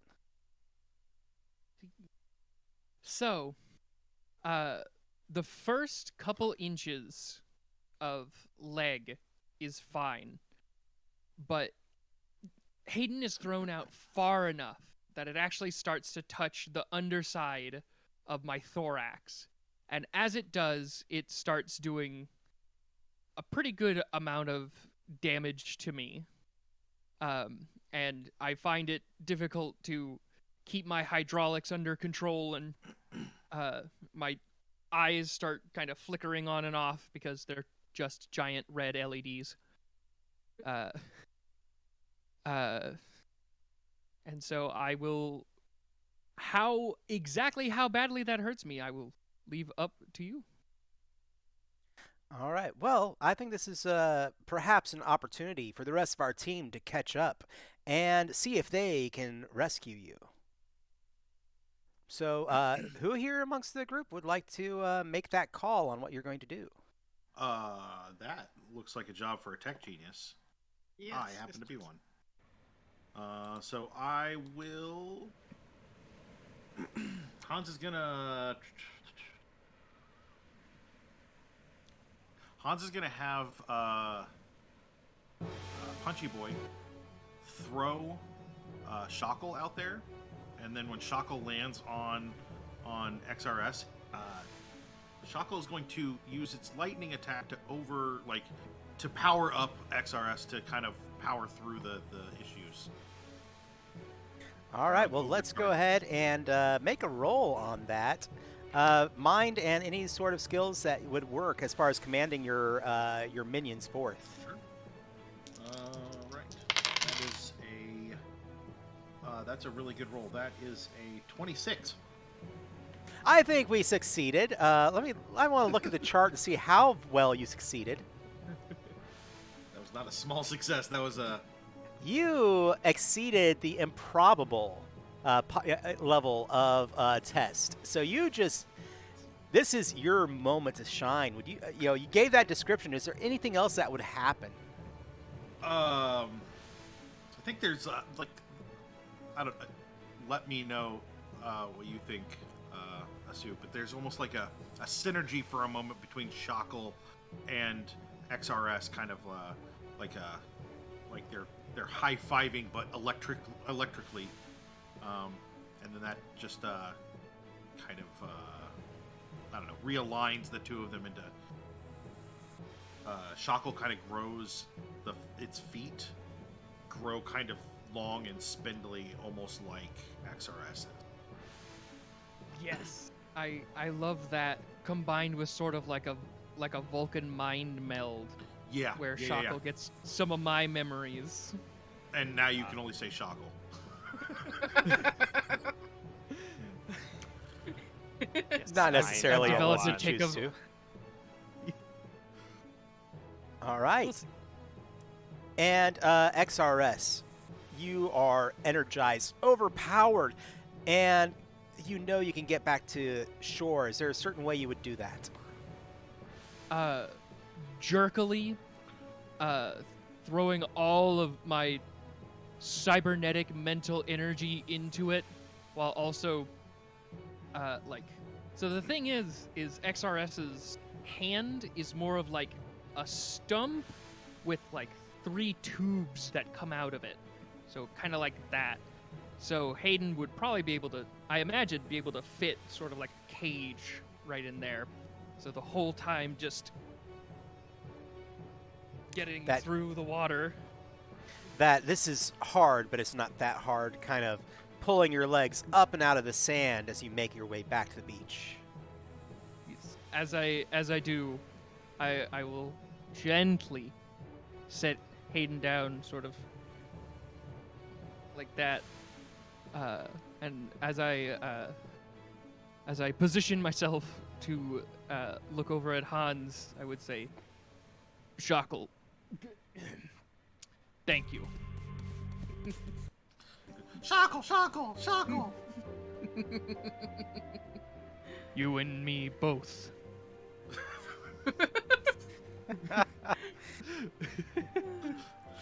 How does Hayden look? Just I do Uh, have got a couple of skills I could toss if you need a roll, but Hayden looks like they're in armor. no And dents in the armor. no dents in the armor. But I will say that if you want to do some sort of medical check, just, looking along those lines, we can definitely go for that. Yeah. I want to use my street training for that, because I assume street medic kind of would fall under that. Like, Sounds good to me, yeah. really knows how to. You know, I want to see what these do. These are my lucky dice, my first game with so let's see what they do this time.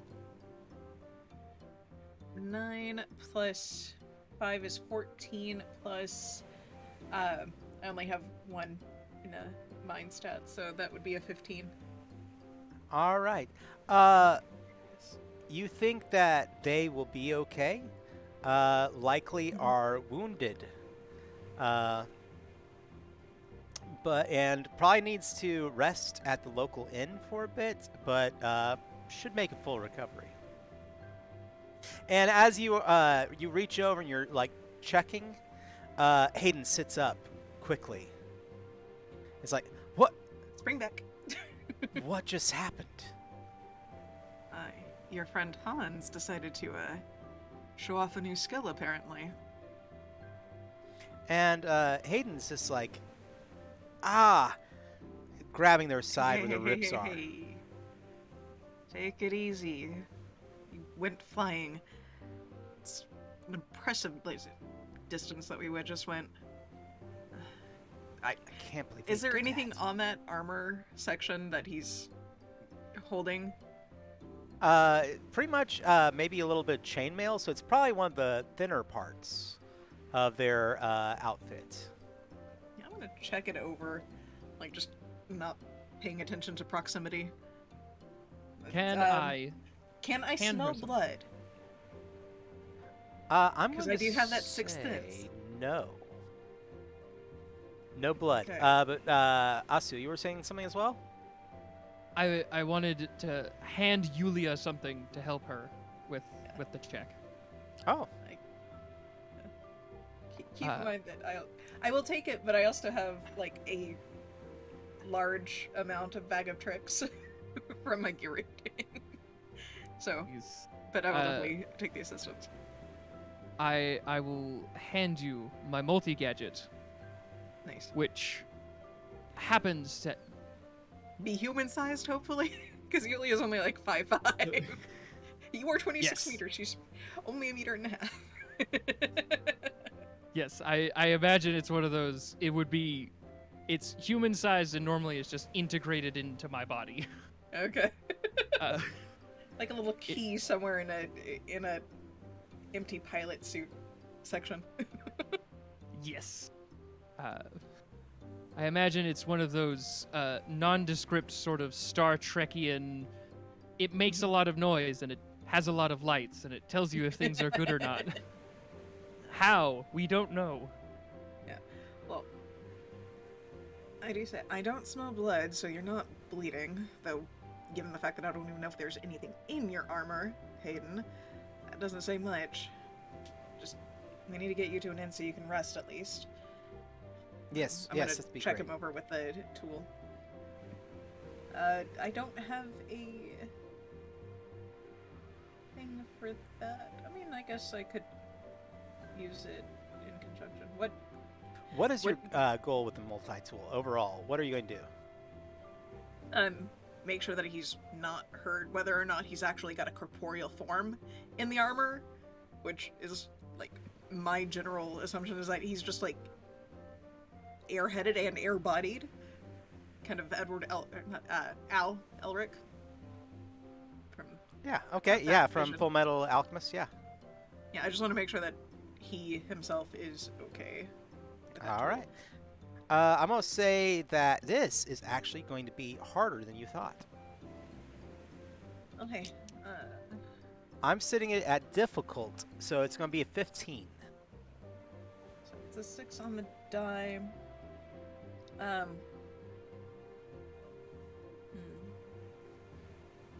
7 technical, that would be an 8. Can I gonzo bucket that? Absolutely.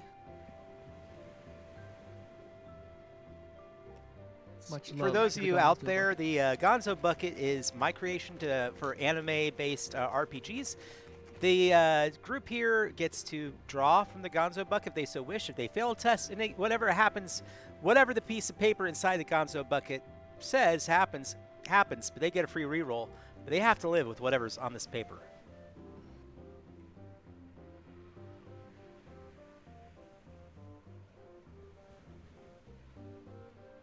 Well, this one's a fun one, and I had told y'all about this one.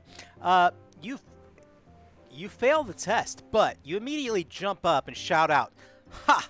You only thought this was my final form," and you get to try your test again.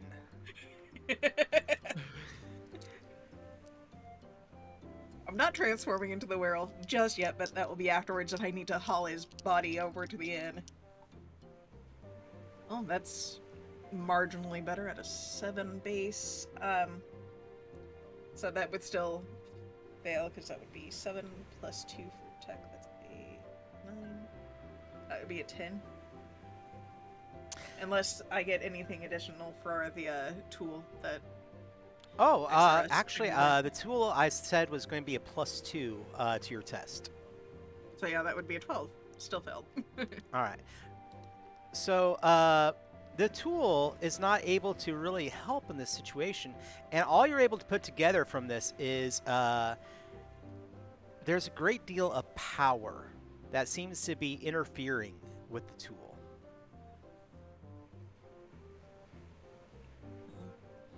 All right. But I'm guessing all of you begin to work together to get Hayden to the inn. Yeah, we can either take my bike because I have a motorcycle, just because plot device, or I can, if my wolf form is large enough and he's light enough, just take him that way. Both are pretty fast. What about for Shatterstar or for Hans? Or not Hans, you're Frank, right? No, you're not. I'm sorry, I have that written down wrong because of another character. Goodness. I am Hans Frankenbot. Yes, Frank. There we go. Why do I have? Okay, Hans and Hans. Hans. You were, Hans. you were there like 90% of the way, yeah. I will just, much like normal, climb on the back of poor Punchy Boy and make him gorilla swing us that way. All right, and for Shatterstar, any certain way that you're going to travel back to the village to get them there, or anything that you want to interject into the scene? No, I think everyone else has pretty much got it, so I'm just gonna run on my stumpy little legs. Or take my bike if I'm in wolf form. Or I could grab you. Or you just take XRS. I just imagine now that you guys are heading back, I just got there from running. I probably would have grabbed you on the way, just kind of like zoomed by, grabbed you by the scruff of your neck or something, and swung you onto the bike to get there. Okay. You make it back to the inn, and we're going to, isekai it a little bit and say that this inn is capable of also, servicing mechs. And the hallways are about 20 feet wide, allowing you to walk through them. Doors of different size. There are doors for the dwarves amongst the group, and doors for into rooms that are the size for mechs. And they get you a door, a room that is you are able to put Hayden within and walk in and see them at their bedside. Of course, imagine this fairly nice inn room, the large red carpet that seems to fill up like a 30-foot by 30-foot space, wooden walls going all the way to the ceiling, a nice nice fireplace, and a bed for Hayden in the corner that takes up less than a tenth of the room. But Hayden kind of is just like, I'll be fine.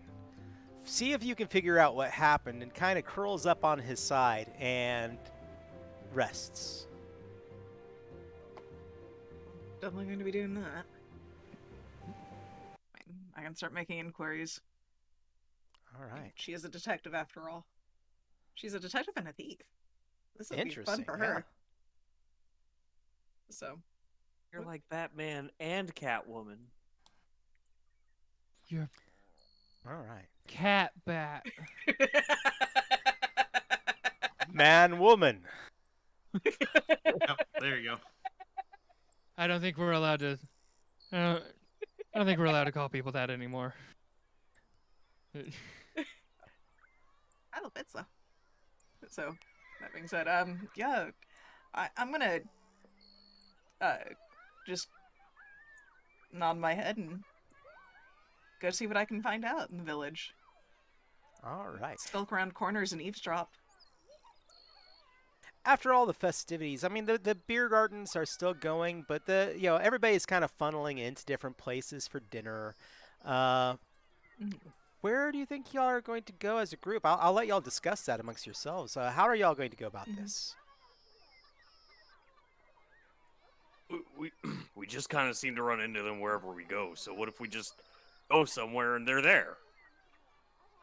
What That if would we be go somewhere convenient. where they have no advantages? But where would they have no advantages? I mean, Bayla could always help out, but I don't think she's gonna volunteer her little whatever space. So, I think if we just find another challenge, doesn't matter what any other competition, they're just automatically going to show up. What if we rig our own? Okay, like how? I like that idea. I may have a table left from the eating contest. We could call it a booth. all right. Getting What- sports festival what's our- vibes already. Okay, what's the contest? Is it to see who's the biggest jerk? Because they'd win. I have a player suggestion that I want to run by the table before I suggest it in character. Okay. Please. Anybody object to a kissing booth? We have a very attractive dark elf amongst the party. I mean, that puts you in danger of. Yeah, I'm fine with that as a player. Yeah, I'm also as fine a with player. Fine. Yeah. Yeah. So keep in mind that Yulia has already stated that she's not necessarily interested in Hayden, so to speak. So she doesn't mind if she's not in the running. So yeah, Yulia kind of just gets that glint in her eyes, like, well, I mean, I could be bait. Kissing booth, we get some money, we get some information. I put up with people. I add to the pack, maybe. Depending on if they try anything. I'll put both arms on your shoulders if I can. You're 2 feet taller than I am. I'll rest my hand on your knee and look up. And with a very concerned look in my eyes say, Yulia, it's the beach episode. If you kiss anyone else, you're out of the running. I mean, to be fair, I wasn't really necessarily in the running to begin with. I just want to see where this goes. All right. If you're sure, stay strong. And Shatterstar will turn, and a single tear will drip from his face, He's but get lost in his beard. so sweet. I will. All right. Well, you set up a booth then, I guess. Is that the case? Yeah. Hey, yeah, All right. I get so, all dolled up. all right. Well, you set up the booth for the kissing, and lo and behold, after a few moments, now, of course, there's the people come by ever so often, and of course, somebody will pay a gold piece or two for the opportunity to kiss you. However, chastely, you set the limit. Pretty chaste for the most part. You don't even pucker. It's just a flat line. I mean, to be fair, she's trying not to pass on the curse. Yeah, do we have Like- to stand next to her with the squirt bottle? Just no biting. No, no biting. Only if they Nice. try something will she try to bite. Alright. Biting is self-defense. I smell the blood in their gums. Of course, your rivals show up. Of course. And they look over and they're just like, what is this? A kissing booth? Are you two chicken? They look at each other and they do a quick, little football huddle. Oh, come on, Anaconda. You know you wanted this. Oh, when you say that, he looks over your way, raises an eyebrow, he says, with tongue or without it. And, wiggles a tongue out in front of his face a good foot. Just lean a little close to Yulia and go, remember, no biting. For you, we can negotiate. Is Hans with them? Yes. But not our Hans, the other Hans.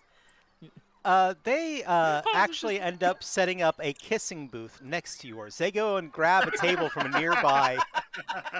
They go and they grab a nearby table and set it up on the cobblestone nearby. And the elf amongst their group, she walks behind the booth and kind of prims and prepares herself. And looks over your way and, kind of, adjusts her bustier and says, well, I guess it's a good thing that it's not melon smashing competition.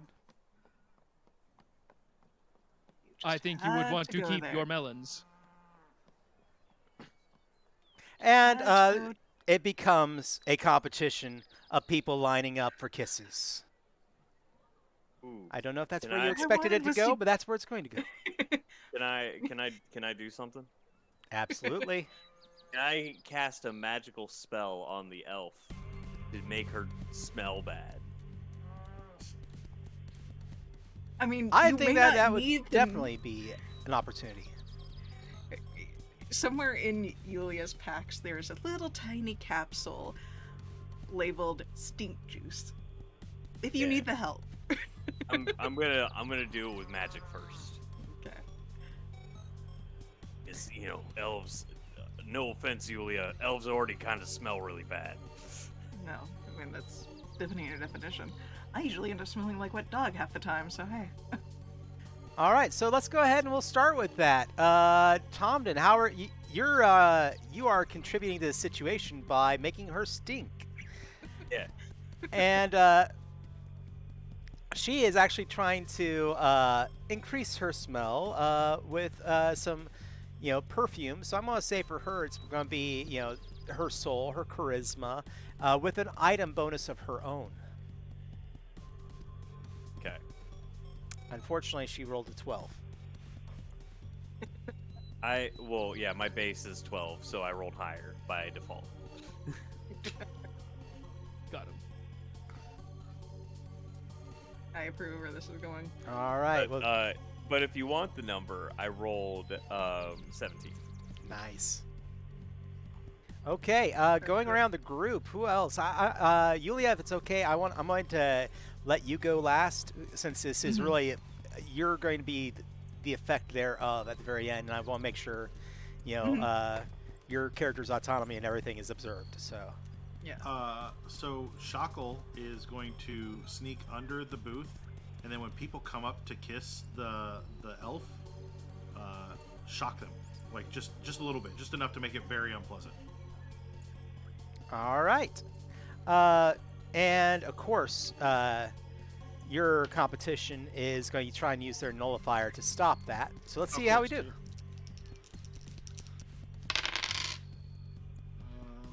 That is a 20. All right, you actually beat them. They got a 17. Nice. All right, and then XRS, what are you going to do at this wonderful kissing booth to help your teammate? That is a great question.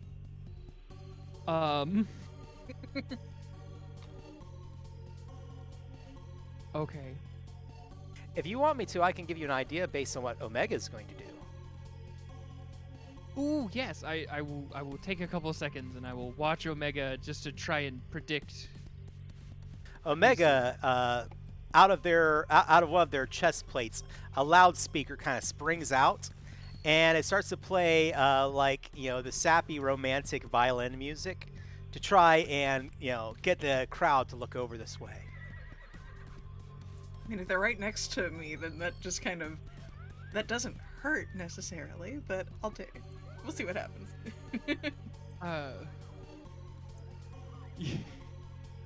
So I have 2 ideas. So just to be sure, the multi-gadget, what exactly it can do at any given time is not like at any point expressly. How much wiggle room would you say I have with that? It's anime, and like I said, I kind of think of the multi-tool as almost a sonic screwdriver. What can you describe it doing? Okay, then, firstly, I will connect it in my arm, where I keep it, and I will tell it to do 2 things. First, to using my scientific skill or technical, whichever makes more sense. Whatever frequency that music is at, it will start broadcasting subsonic frequencies that are destructive. So you can't hear a noise, but it's making Omega's speakers less effective. Secondarily, I'm going to have it print a banner, and I'm going to hang that banner from my arm over top of the booth. All right, well, I'm going to say let's go ahead and do a mind check for and +2 with the item. So where does that put you? Plus the roll. So mind +2 plus the roll. Mind +2. Oh, that's right. My mind is not great. What is your mind? 2. That would put me at 14 without the skills. Whichever one makes more sense. Oh, which skills were you thinking about using? I was thinking either scientific or technical. I think this falls a little more under technical. All right. Yeah, technical. Let's go for that. Yes, definitely with the Okay. the multi-tool. Okay, so that brings it up to a 15. All right. I'm going to say. I think. Let's see. They rolled unfortunately really good because their mind is actually higher. Their mind is an 8, and they rolled a 7 on top of that. Oh. Now they're not using any skills on top of that, so that's a 16. What did you roll again? A 15 Yeah. altogether. Yeah. Would you like to use the Gonzo bucket? Do you think you can roll better? Theoretically, let's go for the Gonzo. I love the Gonzo bucket. It's my favorite thing. All right.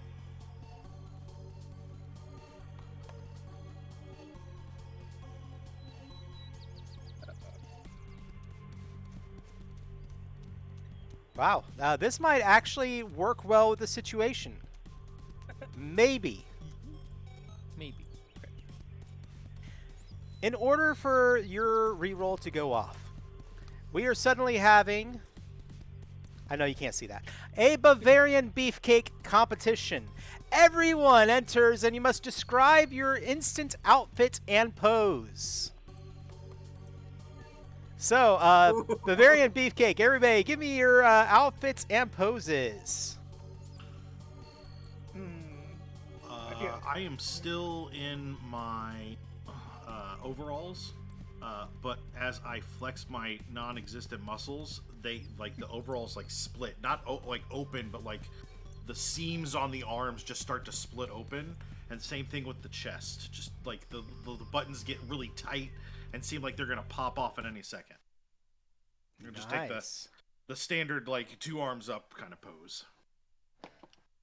All right. Nice. Let's go around. Who else wants to tell me their Bavarian beefcake pose? I think Chatterstar misunderstands what the contest is, and he shows up wearing a thong made out of Bavarian cream. Yes. Well, there we go. Yeah. I mean, Strapping. Eh, go ahead. XRS. Remembering all of Asu's knowledge of German culture is Austrian culture, which is not German culture. But so drawing on Arnold Schwarzenegger, one of these, with legs kind of splayed out a little bit. Okay. And who else has not given me their beefcake? Go for it. That would be Yulia. Yulia doesn't quite go Bavarian with it. She goes the Japanese sort of shoulder width apart, just slightly larger set legs. She's wearing a black mini skirt with fishnets and a purple brocade corset underneath her typical leather jacket. And she's doing that slightly bent, winky, flirty pose that I cannot describe effectively enough because it's just that butt in the air, chest forward sort of pose. Like that, but a lot cooler than I can do it as a human. All right. So, everybody's done their beefcake poses. Go ahead and give me that reroll. And I'm going to give you a +2 to that reroll for everybody describing and giving into this really dumb, Gonzo bucket moment. But hilarious at the same time. Exactly.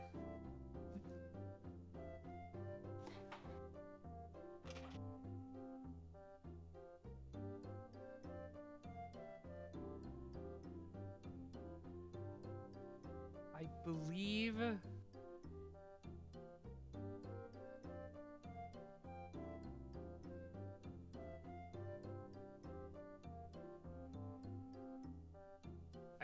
I believe that's 17. Nice. So you beat that one by one, and you are successful. That puts us now with Yulia. You're up against this stinky, horrible, elf, whose music is probably making people's. I'm gonna say there's a brown note in there ever so often, and they're getting shocked at the same time. What are you going to do? I will actually, for all your friends' help, give you a +3 on this test. All right. I mean, Yulia doesn't need the money, so she's just gonna be a little sweet, and she's going to just be her naturally charming self. She may polish up in the literal sense, look a little more sparkly. Her lips are nice and plump. And then she's just gonna write somewhere on the banner with a large magic marker, all proceeds to charity, because she doesn't need the money. She's fairly wealthy. And the charity in question is going to be the local orphanage. So it goes to a Nice. local charity. So I have no idea what I'm going to use specifically for that. But I just rolled double sixes on my die, so that's 12 automatically plus.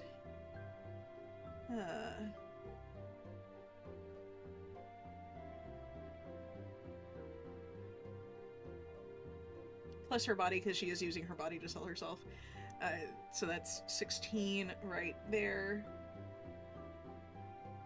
All right. And I'm just going to go ahead and say I am using the wealth because she's not in it for the money, and it was her idea. So that would be, what did I just say? 16, 19. All right. She rolled an 18. You beat her by 1. That's not including the +2 from you, so that would have been a 21. Okay. While all this is going on, your booth is better. More people line up for you. After all, they're not shitting themselves. But while all this is going on and the other team is losing, and in this loss, there's a bit of disappointment, malice, even anger. Yulia, as you sense evil using your sense that you have. There's evil coming from the group next to you. I sense evil. Oh, I'm sorry. That's your character. I am truly sorry. So, Shatterstar Yulia senses is blood. Yeah, I have Blood. a 6 sense for blood. Shatterstar's the one with the 6 sense for evil, but I also have like a +18 to just my overall awareness, so I'm hyper aware. I might just be getting little tingles of it, like, Whereas Shatterstar is See- getting the brunt of it. You see my beard hairs stand on it. I sense who the evil is coming from. you sense it from Hans. Bad Hans, not good Hans. Indeed. Well, Obviously, obviously, Hans is not just a rival. Something else is going on here. Ooh. Skullduggery? Can I taunt Hans? Absolutely. How would you like to taunt them? I'm just going to lean over my booth, give them a wink, and say, what can I say? People love a good case. Charity. It also helps that I'm a little sweeter than most of yours. All innocent. She is definitely baiting him. Like, hardcore. Let's go for a social test on that with your soul.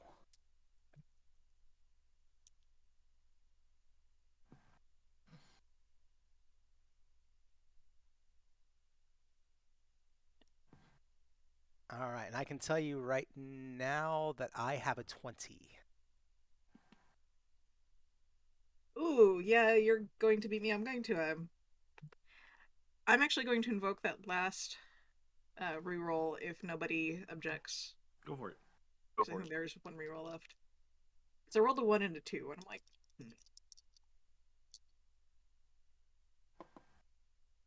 Well, this is a little better. I'm still probably going to fail, but this is a 9 on the die. 13. That would only be a 16. Okay. Would you like to Gonzo bucket? I will let the Gonzo bucket go still, even after that reroll. Question for the Gonzo bucket: can I reroll one die instead of both? You know, because we're getting near the end of our show. We're in the last 30 minutes here. Yeah, why not? Then yes, I will Gonzo bucket and keep the 6 because I have a 6 on the die. I gotta shake it up.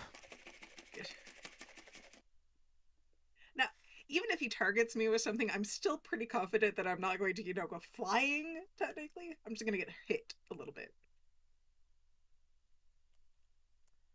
Uh-oh. In the middle of this taunting, someone's stomach begins to gurgle. Then another, and then another. It's not hunger. Maybe someone had put improperly pickled surstrumming in something. Everyone pauses in the need to run to the bathroom. All of you, I need everyone here to roll a d6. Whoever rolls the lowest, let me know. We'll figure that out. Also, I think surströmming is Swedish. Yeah, it is. Those Okay. dang Swedes sneaking their food into Germany. Just kidding. I rolled a 3. I got a 2, 2. I got a 6. a 6. What do you get, Steven? Let's see. I got a 6. All right, Yulia. Everyone runs into the bathrooms, but unfortunately, as you reach yours, there is a giant wooden shoe sticking out of the middle of the toilet. It's a wooden shoe. It still has a hollow. Yeah, but the The hollow bathroom's can be filled. clogged. Jesus. Oh no! Yeah, he walked right into that one. Ah! Sorry. Uh, Wah, wah, Sounds wah. like that pun hurt. That hurt. That went over. I thought it was great. I don't know what you're talking It about. That was I- great. That was great. I loved it. Okay, give me that roll. Yeah, that's a 6 and a 2. That only improved by, like, 1, I think. That would be 17. I think, hold on. Or did I lose 1? Plus 4 is 7. Plus 8 is 13. Yeah, that was only... I think I rolled the exact same thing. Can All I, right. Yeah. Yeah. Can Go I ahead. assist this with my inspire and my ability to build something to increase her roll? You know, why not? I'm gonna set a standard difficulty on that, so 12. Let's have some fun with this. Let's make some rules. BESM also in the book says that if you want to do something, do it. Yeah. So I'm gonna quickly create I don't know, those spinning lights that have messages in them. And it's just gonna be behind Yulia's head, and it just says, "You suck." I approve. And that's my mind plus my flux power plus my roll is 20. I'm sorry, 19. So that would. All right. That would inspire her, and it adds my inspire of 4 to her roll. That would put it at, what did I say? Was it 13? That would be a 17. All right. And I'm actually going to knock it up quite a bit because I set the difficulty at 12. So I would, I would also say, let's go ahead and add the points over on that. You said you got a 19? Mm-hmm. So I'm going to say that you apply your 7 points as well for going over the difficulty. Which would put me well above 20. I'm not doing that math. Yeah. And Hans's eyes flash briefly, and all of a sudden, it's like the mask falls. And behind his face, you realize that this is not Hans at all, but instead the nefarious villain of this world, known simply as Malforte.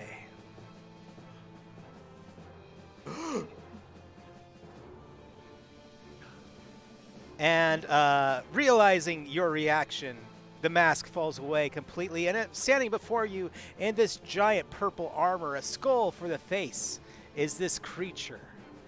All the people who were once his allies look at him in shock and terror and begin to flee. Good. Omega, you coward. I knew it. I'll let him I knew run. you would flee. I think this is time I make Malforte's armor my own. It's just my color. All right, let's go ahead and roll some initiative really quick. That is combat value plus 2d6. Yes, let me get back to that. Well, it's your attack combat value. So combat value plus if you have the attack mastery, you add those to it. Okay, so real quick question: it doesn't change much Yeah. in terms of numbers, but would I have time to shift into rural form just for a little extra Absolutely. advantage? So, no, I just have to. Oh, and of course, all of my notes are on my face form. So, I have to do some math here. That's an 11 base, so I think I'm doing pretty good. So I have lightning reflexes, which grants me a minor edge to initiative. I do have attack mastery if that adds anything, like you said it does. It does. What's your attack mastery value at? My attack mastery value is 2. So that'll be, you add those 2 points as well to your initiative. Alright. And then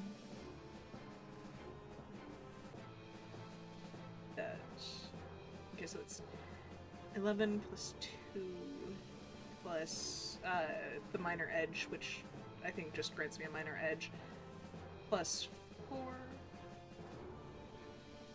15, 17, I think, if I'm doing that math right. Plus whatever the minor edge gets me, because that didn't have a numerical value attached to it. All right, well, let's go going around the group. So you're at a 17, you said? Yes, plus I have lightning reflexes. What does minor edge do? Because that's what the note on lightning reflexes says. Oh, that's just saying that it is a minor edge in the way that it interacts with the game. I highly Okay. recommend avoiding reading about the level of an edge.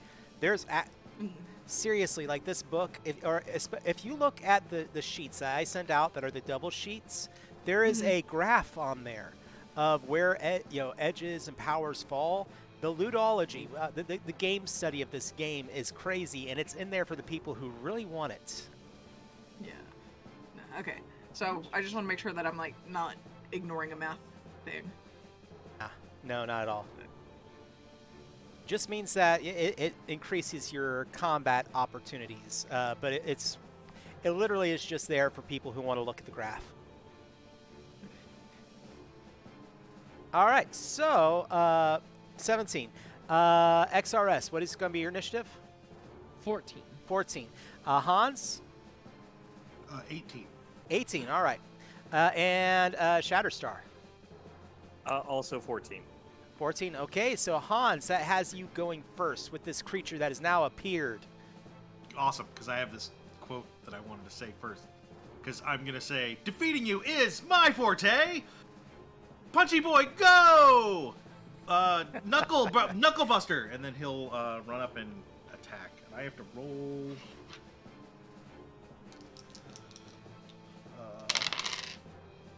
So... I got a 22 on my command the monster. So Yep. he can do the thing. And then we have to pull up my monster. There we go. All right. And the character you're up against is looking. Your Malforte's defense value is a 17 right now. He rolls. So he rolled an 8 plus 9, putting him at 17. Okay, so my base plus 4 is 9, plus 4 is 13, plus 6 is 19. All right. Also, he has extra action, so he can just take another attack, correct? Yes, he can. That extra. Every point that you have an extra actions is another attack.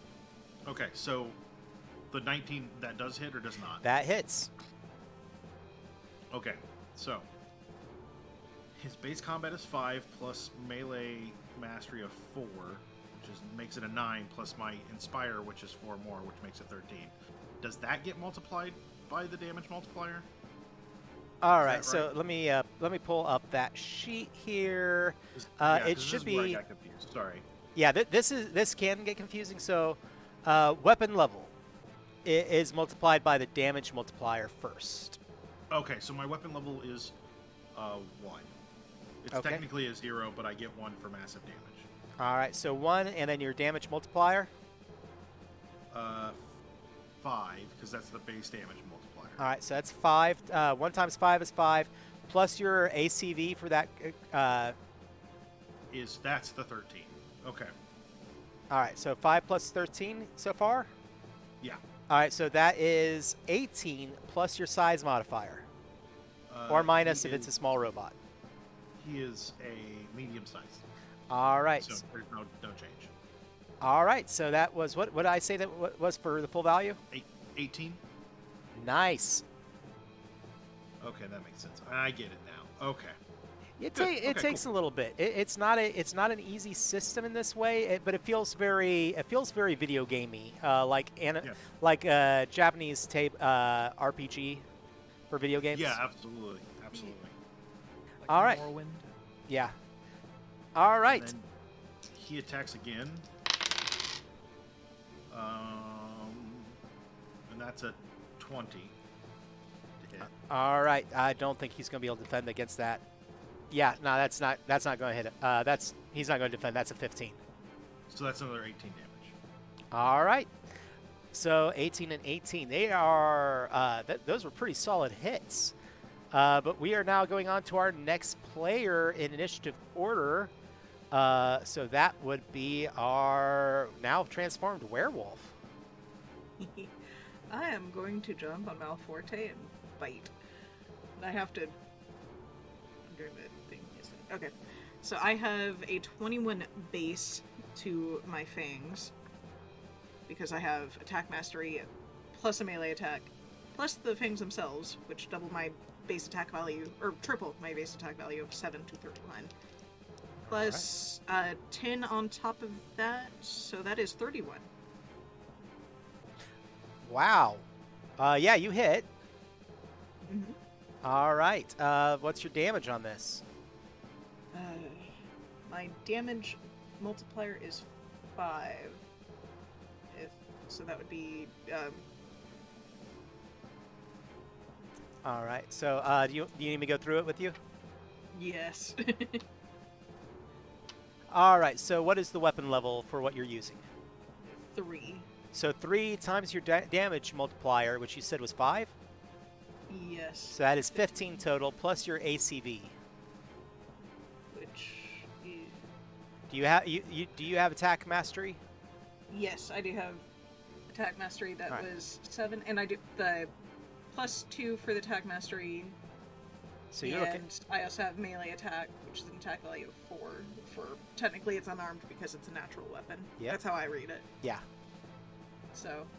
So I'm seeing so 15 plus your ACV plus all that, Yeah. which puts you at what? Your ACV you said again was what? Plus 6. Plus 6, Because, so we're at 21 plus your that last part. Was the fangs, which was 3 times damage. I may have just confused myself. Hold on. So it sounds like it's 3 times 5, which is 15, plus Plus your the- ACV, which is 7, plus 6 Yeah. from your attack mastery and your melee attack, which is a Yes. 28. Yes. There we go. Nice. There we go. 28 points of damage on that attack. Do you have any extra attacks? I only get the 1 attack, unfortunately, that I'm All right. seeing so far. Still a good attack. Yep. All Yeah. right. The villain goes next. Nothing happens from like me slamming into him, huh? 'Cause I Y'all do have done jump quite on a him. bit of damage, quite honestly. Okay. He points a staff at you that has a ram's head upon the tip of it, and a bolt of energy shoots out. He is nothing like Skeletor, damn it. Say nothing. I mean, he's going to take a -10 to that, I think, because he's got unaffected, and I have that at a 5, I believe. If I'm doing the math Nice. right. All attributes -3 is one of the enhancements, and Nice. the magic attacks against are -10 penalty, so I Alright. don't know how that's going to math out. It honestly, technically, it should be an attack value versus your damage value, but at that point, you have nullified the majority of his ability to attack. What is your Okay. defense value? My defense value is 2, and then I have an armor of 5 additional for armor Okay. rating of 5. Well, go ahead. additional. Yeah, let's go ahead. Go ahead and roll your 2d6 with the 2, because there's a Right. chance. There's a small chance. That's an 8 on the die, so I will. So. that's 8 and 2 would be a 10.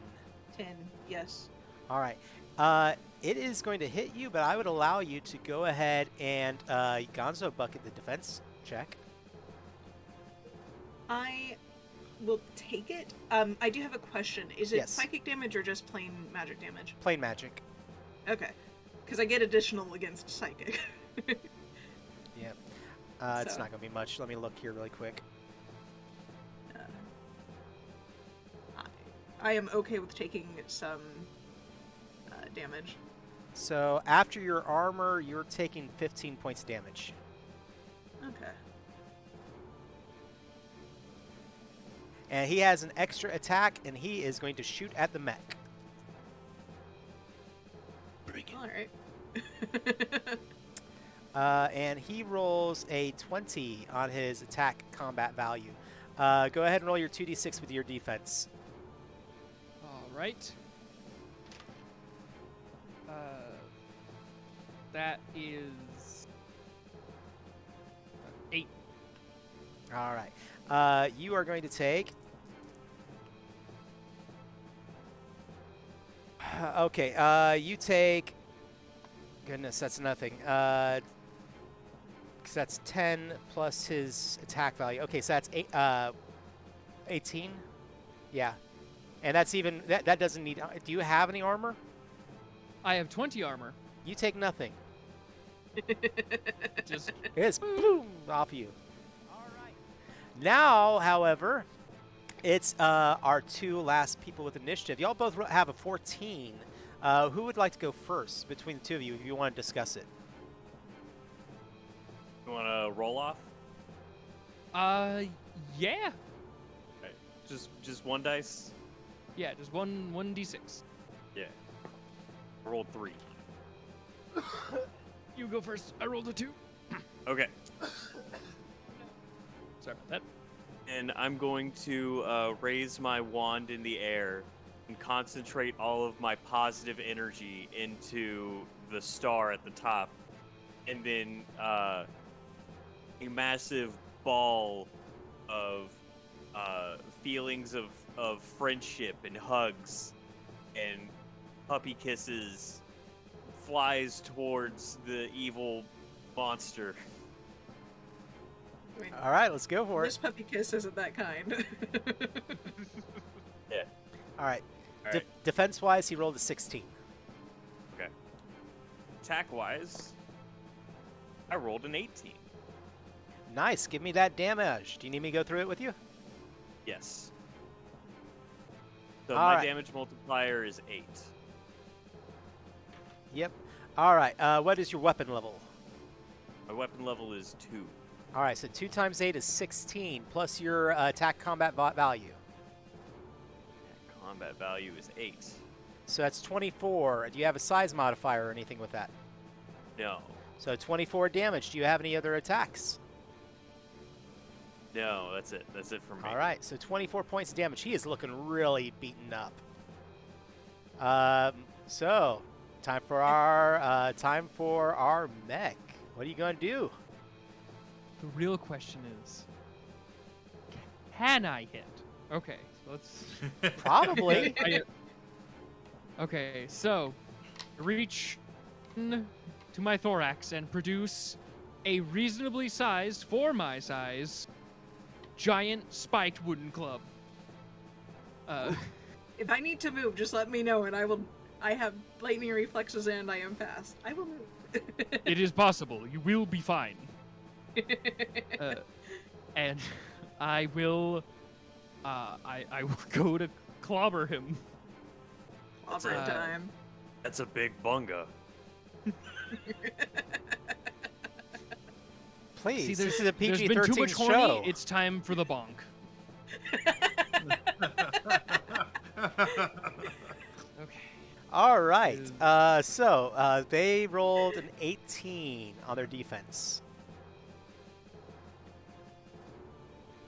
What did you roll for your They- attack? I believe that would be. Let me actually do the math here. 12. It would be a 12 for me, wouldn't it? Yes, that is a 12 for me. We're in the last few moments of the game. Everybody's had an attack go off. I will offer you guys the opportunity for a Gonzo bucket on my behalf, and it will make me reroll. Let's do it. Let's do it. Yeah.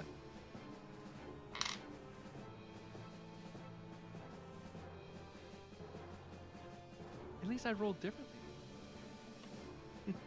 I really don't know if I want to do this one because I mean this is really it is breaking the game to some extent. Do y'all want it or not? I can pull again. I will let y'all know this one's a little lewd. You know what? You know what? We're 10 minutes away from the end. It's time to get lewd. Yeah. Okay. Yes. I already wore a thong this episode. Thanks everybody who came all this way to see. Whatever just happened. Okay. So, you know, there a group of men come off the beach. You know, their skin bronzed and tanned, the moisture from the ocean still on it, and they are wearing schnitzel slings. Yes, in other areas of the world, you might call it a banana hammock, but no, we're in Germany, and this is a schnitzel sling. Nice. They Very nice. they look vaguely like the cast of Top Gun when it came out. And they look over at you all and say, "Hey, why don't we solve this on the volleyball court?" And of course, now I have to re-roll.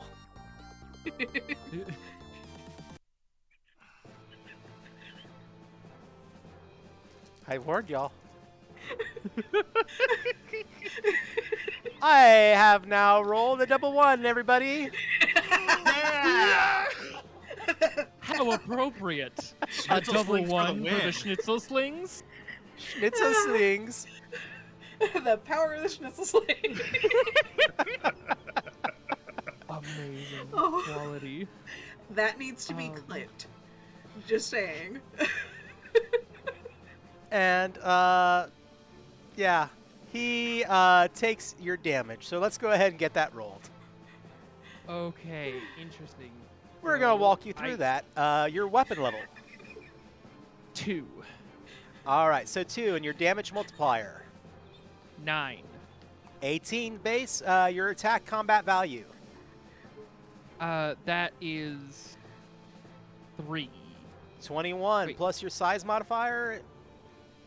That is +2 because I am giant. Go double check. I can't remember if this was for this. I'm bringing it up right now. I think it's like times 18 or some nonsense. Let me. Okay. You're giant, you said? Yep. Yeah. So sorry, I am huge. Huge? Okay. It's Strength plus 20. Damage mod. +20. Thank you.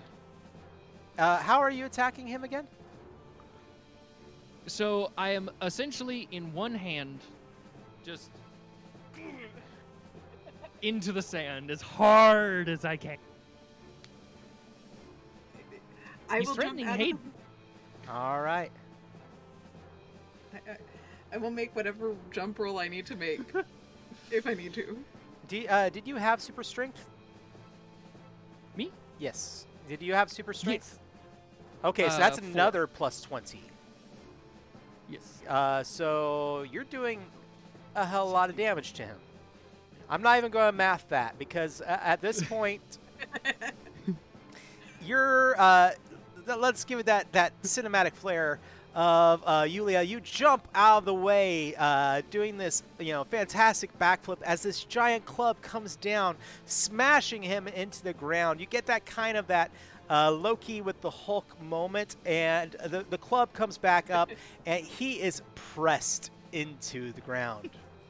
His armor is now cracked in multiple places, and you hear the sounds of souls screaming as a vapor this escapes from his body and travels off in the direction. And come bursting out of the building nearby is your friend, your leader, Hayden, who says, Yay! I just saw that. Which way did it go? We've been looking for the repository for its phylactery for quite some time. You all point in a direction, and slow motion run to the pause screen as you all begin to travel, chasing after the vapor. And ending credits begin to roll.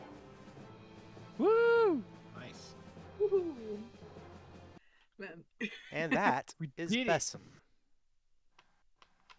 that gets a little bonkers when it comes time to combat. Yeah, so Literally with that last attack. Nice. hey. All right. So that is the game right there. Obviously additional mechanic that I use I use it in Tokyo Brain Pop. I use it in various other games that are supposed to be semi-anime based or something that is very random. I bring out the Gonzo bucket. I think that it adds something to a game, so we can't really judge this game based on that being added to it. But what are y'all's thoughts with BESM for 4th edition going on? It's definitely interesting. I think once you Um, get used to the combat, you can figure out pretty quick. You can Mhm. write down some stats that are assumed that you would know instead of Yeah. like especially the damage. Yeah. But the rest of it, the system's pretty simple to use, not to build on. Like, Yeah. it's pretty good to go. Yeah. I will say I'm thankful for the template idea that they did in this edition Yeah. because Mhm. all of a sudden if you want to do a simple build, your GM gives you a point value. You choose templates that match up in it, and if you want to tweak it a little bit using the book, you can. And then you just fill Yeah. out the character sheet from there. So I do think I like that a lot better than the majority of point value systems that are out there. And there are a lot.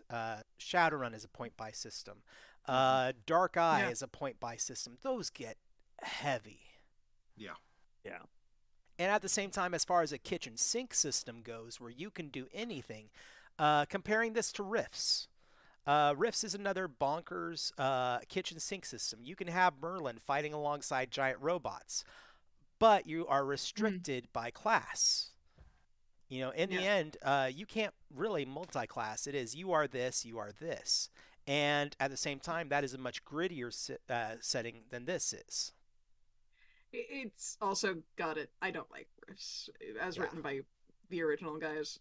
Nothing wrong with it mechanically. I just have an issue with some of the choices they made. Oh, it is a product of its era, and I think the creator would be the first to say that he has no interest in ever changing anything in it, which is why I guess we're all glad that it came out in Savage Worlds as well.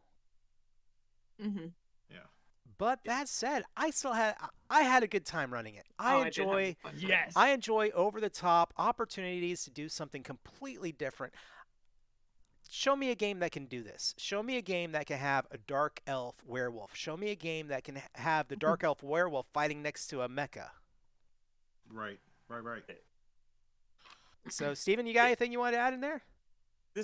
I really enjoyed playing like the game, and making the concept for the character was great, but creating the character itself Yeah. like on my own time was really confusing.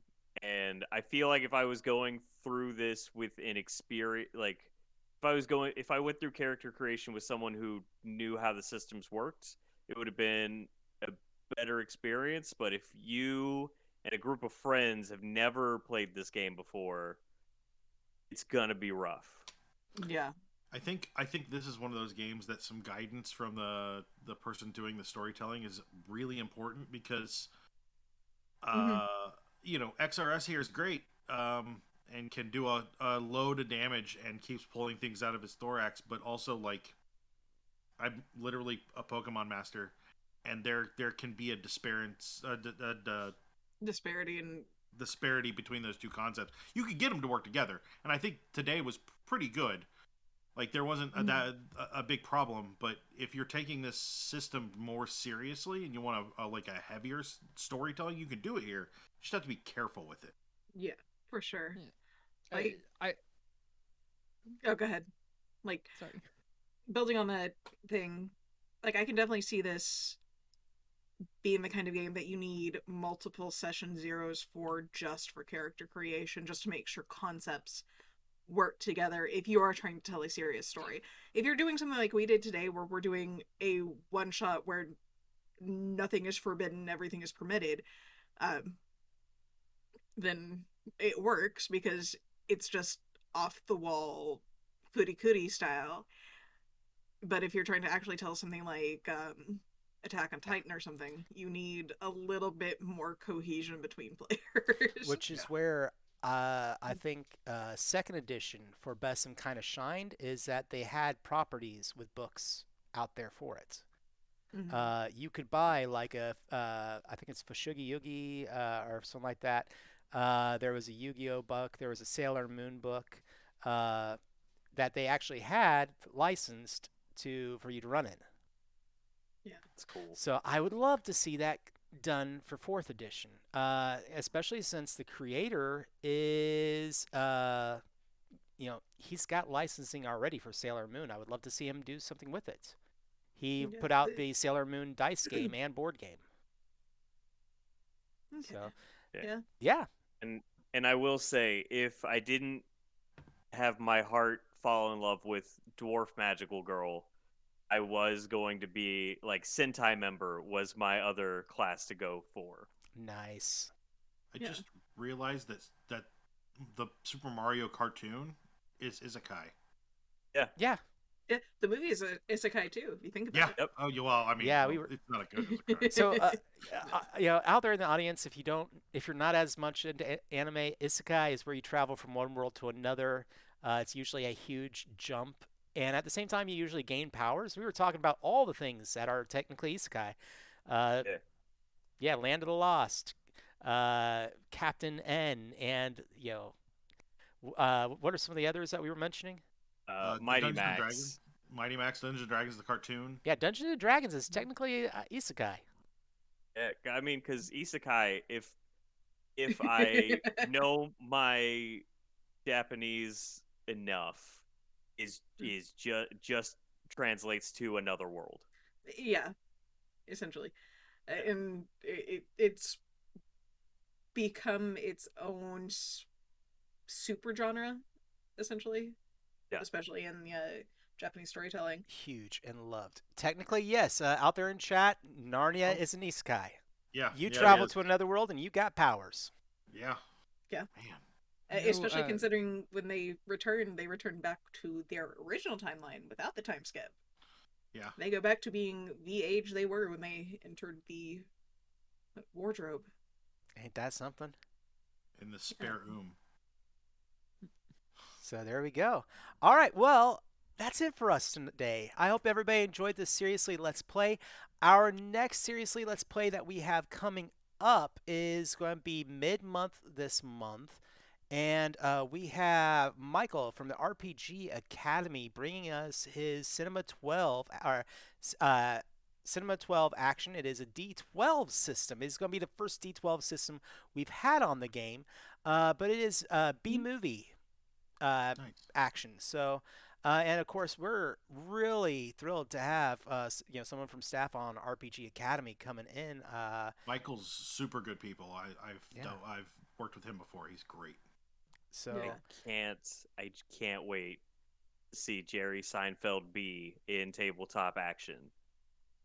there we go. Yeah, that is where we're at. Tomorrow, of course, we have Illuminated Page, and Yeah. Ted's out there. He's saying,